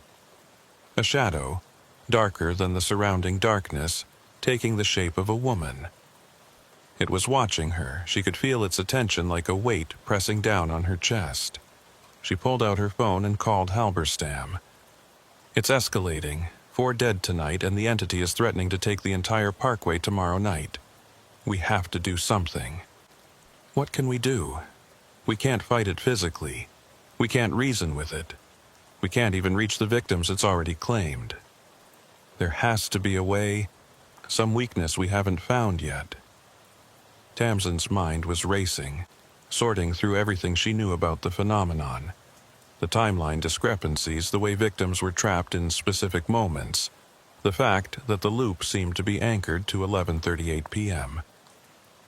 Wait, what if that's it? What if the time is important? What if the loop is locked to that specific moment, and that's both its power and its weakness? I'm not following. Every victim crashes at a different time, but they all end up at 11:38. That's when Elizabeth Carver died in 1952. That's the moment the loop is built around. What if we could disrupt that moment? change what happened at 11:38, break the pattern. You can't change the past. Time doesn't work that way. But this isn't normal time. It's a loop, a section of time that's broken off and repeating. The rules might be different. Tamsin was talking faster now, the idea taking shape as she spoke. What if someone drove through mile marker 47 at exactly 11:38 p.m. but didn't crash, didn't swerve, didn't see the woman, didn't feed the loop? What if we could prove that 11:38 isn't always fatal? That would break the pattern, introduce a contradiction into the loop. That's insane. You'd be deliberately putting yourself in danger, driving straight into the trap. But I wouldn't crash. I'd be expecting it. I'd know what I was about to see, and I wouldn't let it affect me. I'd drive straight through, maintain my speed and course, prove that the loop can be resisted. And if you're wrong, if the loop takes you anyway, then you're just another victim, and we've lost the one person who's been fighting this thing. Tamsin watched as EMTs loaded the dead woman into an ambulance. 4 bodies tonight. Maybe more tomorrow if Elizabeth's threat was real. How many more people had to die before someone took a risk? I have to try. If I do nothing, more people will die. If there's even a chance this could work, I have to take it. Halberstam was quiet for a long moment. There might be another way, a safer way. What if you're not alone? What if multiple vehicles drove through at 11:38, all of them refusing to swerve, all of them breaking the pattern simultaneously? That would introduce multiple contradictions, might be enough to destabilize the loop. How do we coordinate that? We can't just ask random drivers to participate in a supernatural experiment. No, but we could use emergency vehicles, patrol cars, fire trucks, ambulances, all driven by people who know what they're doing, who understand the risks. We create a convoy that drives through mile marker 47 at exactly 11:38 p.m. All of us maintaining formation, none of us swerving no matter what we see. If the loop tries to take us, it has to take all of us simultaneously. That much disruption might be enough to break it. Tamsin considered this. It was still dangerous, still a risk. But spreading that risk across multiple people, multiple vehicles, made it more manageable. And having backup meant if something went wrong, there would be others to help. How fast can you organize something like that? Give me 24 hours. I'll call in every favor I'm owed. Reach out to every first responder who's dealt with that location. We'll need people who've seen the strange things happen there, who'll believe what we're attempting. But I think I can put together a convoy of 10, maybe 15 vehicles. Do it. We'll make our attempt tomorrow night. 11:38 p.m. And Keen? Thank you for believing me, for helping with this. I know it's asking a lot. Those people trapped in the loop deserve someone to fight for them. And if we can save even one life by stopping future accidents, it'll be worth the risk. They hung up, and Tamsin stood at the crash scene, watching as investigators documented everything, as tow trucks began removing the wrecked vehicles. She looked at the oak tree one more time, at the shadow that still lurked in its branches. Tomorrow night, she would drive through this spot at the exact moment of the loop's power, and either she would break the phenomenon that had claimed so many lives, or she would become its latest victim. She wasn't sure which outcome scared her more. The next day passed in a blur of preparation. Halberstam worked his contacts, assembling a team of volunteers. Tamsin spent her time reviewing every detail of the plan, trying to anticipate what could go wrong. She also did something she'd been avoiding for months. She researched Elizabeth Carver. The official records were sparse. Elizabeth Carver, age 34, died on the night of October 12, 1952, when the vehicle she was driving went off the road and struck a tree on what would eventually become the Taconic State Parkway. The road was still under construction at the time, not yet open to the public. She'd been fleeing her husband, according to police reports, taking one of the construction company's trucks in a desperate bid to escape. But there were other details, found in old newspaper archives and local historical records. Elizabeth's husband had been abusive, violent, controlling. She'd tried to leave him multiple times, but he always found her, always brought her back. The night she died, she'd finally made a real attempt to get away. She'd stolen the truck, driven north on the unfinished parkway, heading for the Canadian border. But her husband had followed. The police reports mentioned another vehicle found at the scene, her husband's car, parked on the shoulder near where Elizabeth crashed. He'd chased her down, forced her off the road. She'd died in the crash, and he'd fled the scene. He was never prosecuted, never held accountable for what he'd done. Elizabeth had died alone, terrified, and desperate. And when she died, something had broken. The injustice of it, the terror of those final moments, the knowledge that her killer would never face justice, all of it had created a wound in time itself. Tamsin sat back, staring at her computer screen. She finally understood. Elizabeth wasn't evil. She was traumatized, stuck in the worst moment of her existence, unable to move forward or let go.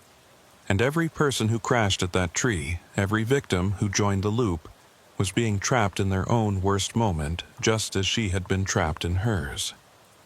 The loop wasn't feeding on death. It was feeding on unresolved trauma, on suffering without closure, on pain that had nowhere to go. And if they wanted to break it, they needed to offer Elizabeth what she'd never received. Justice, acknowledgement, release. Tamsin called Halberstam back.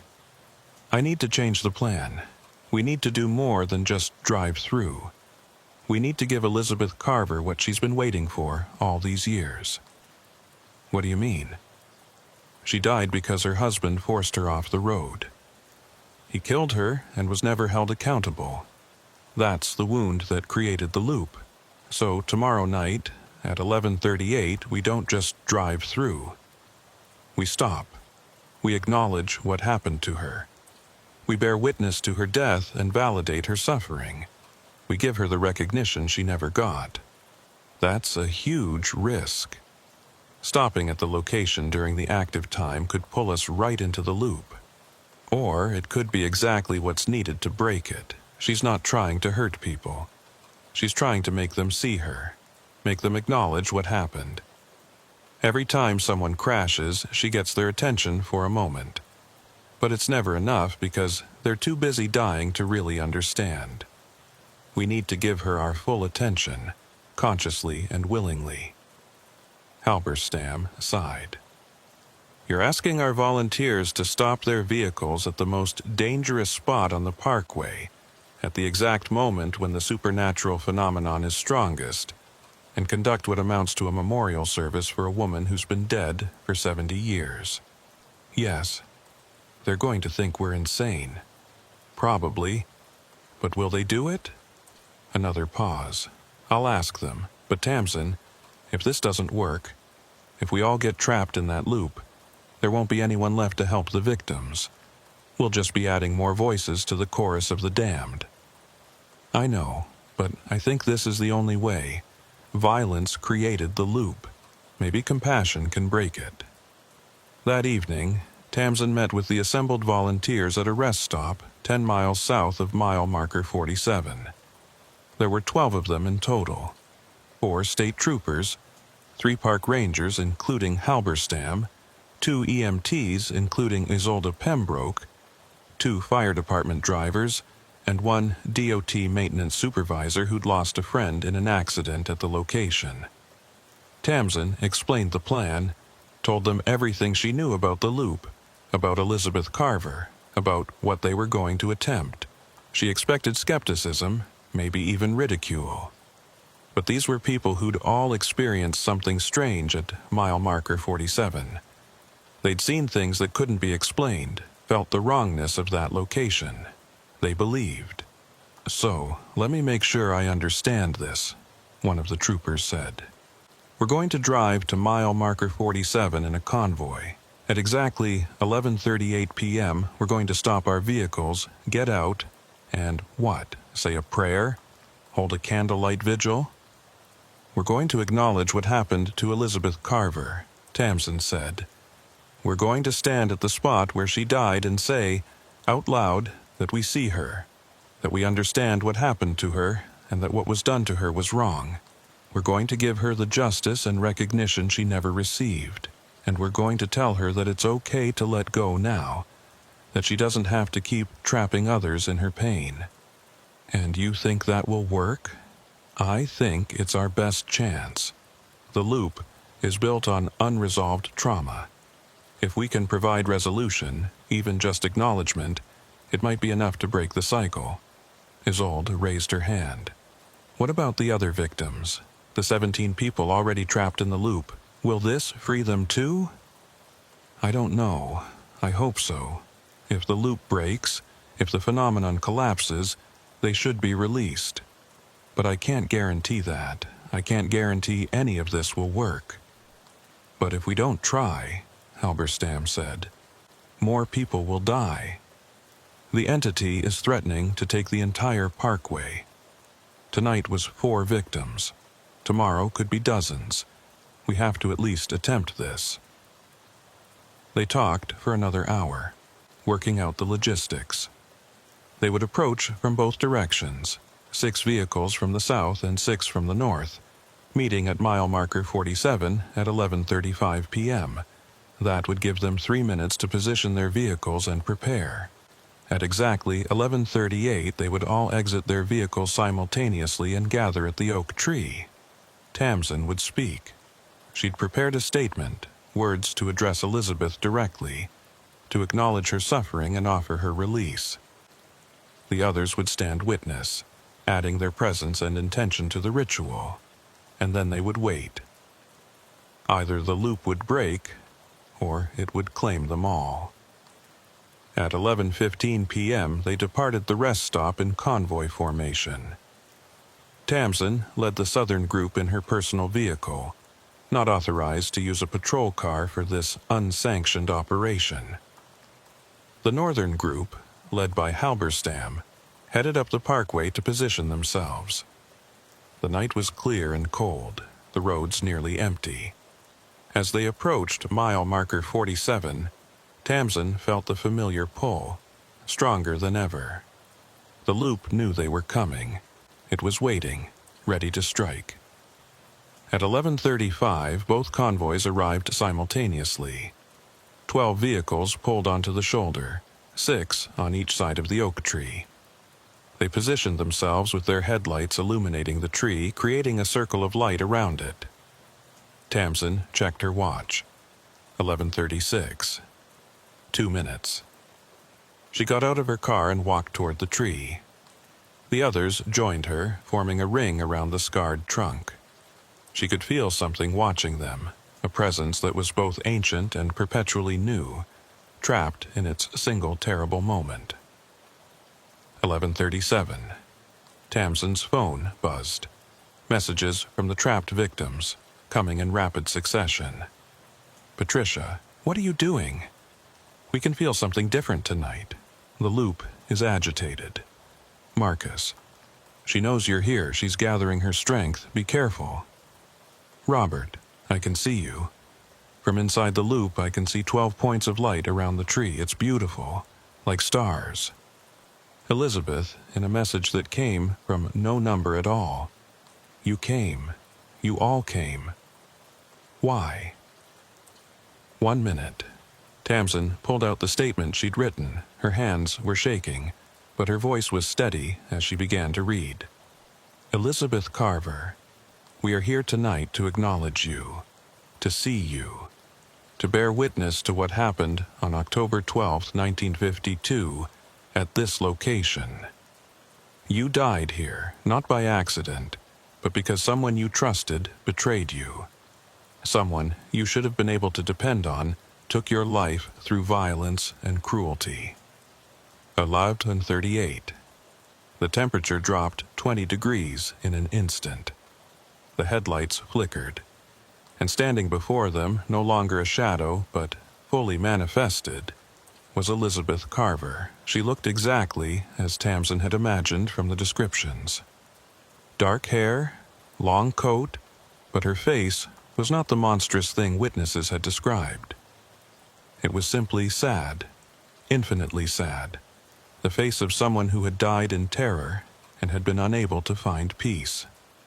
Tamsin continued reading, her voice carrying across the silent parkway. What was done to you was wrong. You deserved safety, protection, and justice. You received none of those things, and because of that, you have been trapped here, unable to move forward, unable to let go. But Elizabeth, we see you now, we acknowledge your suffering, and we want you to know that you don't have to keep fighting anymore. You don't have to keep others trapped in pain to make your own pain visible. Elizabeth's form flickered, like a television signal breaking up. Around them, the air began to shimmer. Tamsin could see other shapes appearing, translucent and faint. The other victims, becoming visible as the barrier between the loop and reality thinned.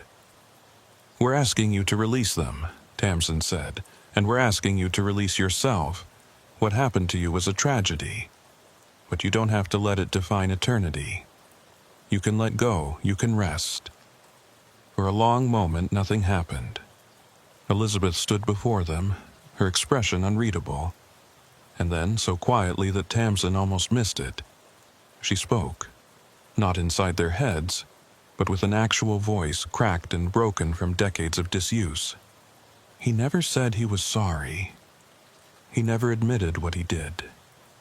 He died in his sleep, comfortable and warm, surrounded by family who never knew what kind of man he was. Where's the justice in that?" Tamsin stepped closer. "There isn't any. What happened to you wasn't fair. The fact that he escaped punishment, that's not fair either. I can't give you justice against him. He's been dead for decades, but I can give you acknowledgement. I can promise you that your story will be told, that people will know what happened here. You won't be forgotten. Your suffering won't be erased. And them?" Elizabeth gestured to the shapes around them, the 17 trapped souls. "What about their suffering? I made them victims just as I was a victim. How do I make amends for that? By letting them go. By breaking the loop. By making sure no one else gets trapped here." Elizabeth looked at each of the volunteers in turn, her gaze lingering on their faces. "You're all so brave. Coming here knowing what I could do. Why would you risk yourselves for people you never knew?" Halberstam stepped forward. "Because it's the right thing to do. Because someone has to try. Because if we don't fight for the dead, who will?" Tears began streaming down Elizabeth's face, the first tears she'd shed in 70 years. "I'm so tired. I've been holding on for so long, keeping this moment alive because I was afraid if I let go, I'd disappear completely, like I never existed at all." "You existed," Tamsin said softly. "You mattered, and what happened to you mattered. I promise you, I will make sure your story is remembered. Not as a ghost story, not as a cautionary tale, but as a testament to someone who fought for her freedom and was killed for it. You won't be forgotten." Elizabeth nodded slowly. She turned to look at the oak tree, the instrument of her death that had become her prison. "I'm ready. I'm ready to let go." She walked to the tree and placed her hand on the scarred trunk. The moment she made contact, everything changed. The air began to ripple and distort, reality bending like heat shimmer on summer pavement. The 17 shapes around them became clearer, more solid, taking on the forms of the people they'd been in life. Tamsin could see them now. Patricia Kerrigan, looking confused but hopeful. Marcus Delgado, still wearing the clothes he'd died in. Robert Fisk, reaching out toward the real world as if testing whether it was solid. All of them gathering around Elizabeth, all of them touching the tree. And then, with a sound like glass shattering, the loop broke. The feeling was impossible to describe. It was like a pressure that Tamsin hadn't realized she'd been carrying suddenly released. Like a note that had been slightly off key for so long that its correction felt like coming home. Like the world snapping back into alignment after being bent out of shape. The 17 victims began to fade. Not disappearing, exactly, but dissolving. Letting go, moving on to wherever it was that the dead were supposed to go. Each of them looked back at the volunteers one more time. Their expressions grateful, relieved, free. Patricia Kerrigan was the last to fade. She looked directly at Tamsin and mouthed 2 words, "Thank you." And then she was gone. Elizabeth remained a moment longer. She looked at Tamsin with eyes that were finally at peace. "Tell my story," she said. "Make sure they know I fought. Make sure they know I tried to survive. I will. I promise." Elizabeth smiled, a genuine smile that transformed her face. "Then I can rest now. Finally, I can rest." She faded like morning mist in sunshine, and suddenly the parkway was just a parkway again. The oak tree was just a tree. The air was normal temperature, the headlights steady, the sense of wrongness completely gone. It was over. The volunteers stood in silence for a long moment, none of them quite believing what they'd just experienced. Then Isolde Pembroke started laughing, a sound of pure relief and disbelief. "We did it! Holy shit, we actually did it!" Others joined in, some laughing, some crying, all of them releasing the tension they'd been carrying. They'd faced down a supernatural phenomenon and won. They'd freed 18 souls from eternal imprisonment. Tamsin's phone buzzed one final time. A text from a number that immediately deleted itself after she read it. "Thank you for giving me back my name. Thank you for letting me be Elizabeth again, not just a monster. I can see my mother now. She's been waiting for me. It's time to go home." Elizabeth Carver, finally at peace. Tamsin looked at the oak tree. In the harsh glare of 12 sets of headlights, she could see that something had changed. The scars on the trunk, the marks of countless impacts were fading, not disappearing entirely but healing. The tree was releasing its connection to death and trauma, becoming just a tree again. Halberstam walked over to her. "Think the construction is still necessary?" "Absolutely.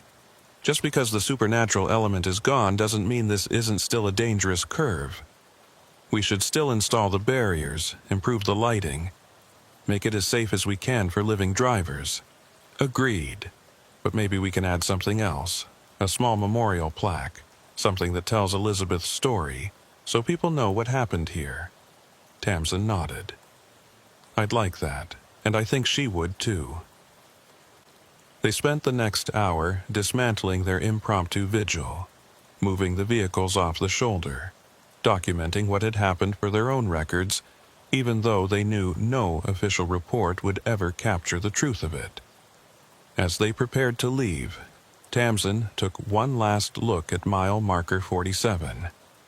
It looked different now, lighter somehow, as if a heavy shadow had been lifted. The oak tree stood quiet and still, no longer a prison, no longer a trap, just a tree that had witnessed too much suffering and was finally allowed to simply exist. Over the following weeks, Tamsin kept her promise to Elizabeth.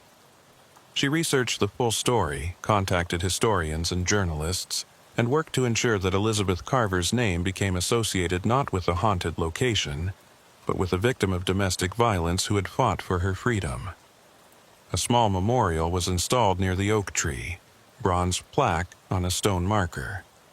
It read, "In memory of Elizabeth Carver, 1918 to 1952, who died on this spot while fleeing violence. may she rest in peace, and may we never forget those who suffer in silence. The construction proceeded as planned. Barriers were installed, lighting improved, the curve made safer, and for the first time in over 70 years there were no mysterious accidents at mile marker 47. No time discrepancies, no impossible phone calls, no visions of women in dark coats standing in the road. The parkway returned to being just a parkway. Tamsin returned to her regular duties in Westchester County, and life went on. But she never forgot the night they broke the loop. Never forgot the faces of those 17 souls finally finding freedom. And she never forgot Elizabeth Carver, the woman who had suffered so much that she'd torn a hole in time itself. 3 months after the loop was broken, Tamsin received a letter at the station. No return address, postmarked from a town that didn't exist on any map. Inside was a single photograph, old and faded, showing a young woman with dark hair and a genuine smile. On the back, written in neat handwriting, were 4 words. "This is who I was." Tamsin hung the photo in her locker, a reminder that even in death, even after becoming something monstrous, Elizabeth Carver had still been human underneath. A reminder that trauma could warp reality itself, but compassion could heal it. And a reminder that sometimes the most powerful thing you could do for someone wasn't to save them or fix them or solve their problem. Sometimes it was simply to witness their pain, acknowledge their suffering, and tell them that they mattered. The Taconic State Parkway stretched north through the Hudson Valley, carrying thousands of vehicles every day. Most drivers never noticed mile marker 47, never knew about the oak tree, or the woman who had died there, the 17 souls who had been trapped in an eternal loop of suffering. But Tamsin knew, and she remembered, and that was enough. Because the dead didn't need to be remembered by everyone. They just needed to be remembered by someone. And as long as one person held their story, kept their truth alive, they would never truly be forgotten. The loop was broken. The victims were free, and mile marker 47 was finally, after 7 decades of tragedy, just another point on a map. And sometimes, on clear autumn nights when the moon was full, drivers passing that spot would report a strange sensation. Not fear, not dread, but a feeling of peace, of release, of someone who had been burdened for far too long, finally setting down their load and walking away. The oak tree stood silent in the darkness, its branches reaching toward the stars, no longer grasping, but simply existing. And if you listened very carefully in the quiet moments between passing cars, you might hear something on the wind. Not screaming, not crying, not calls for help, but laughter, soft and gentle and free, the laughter of someone who had finally, after an eternity of suffering, found peace.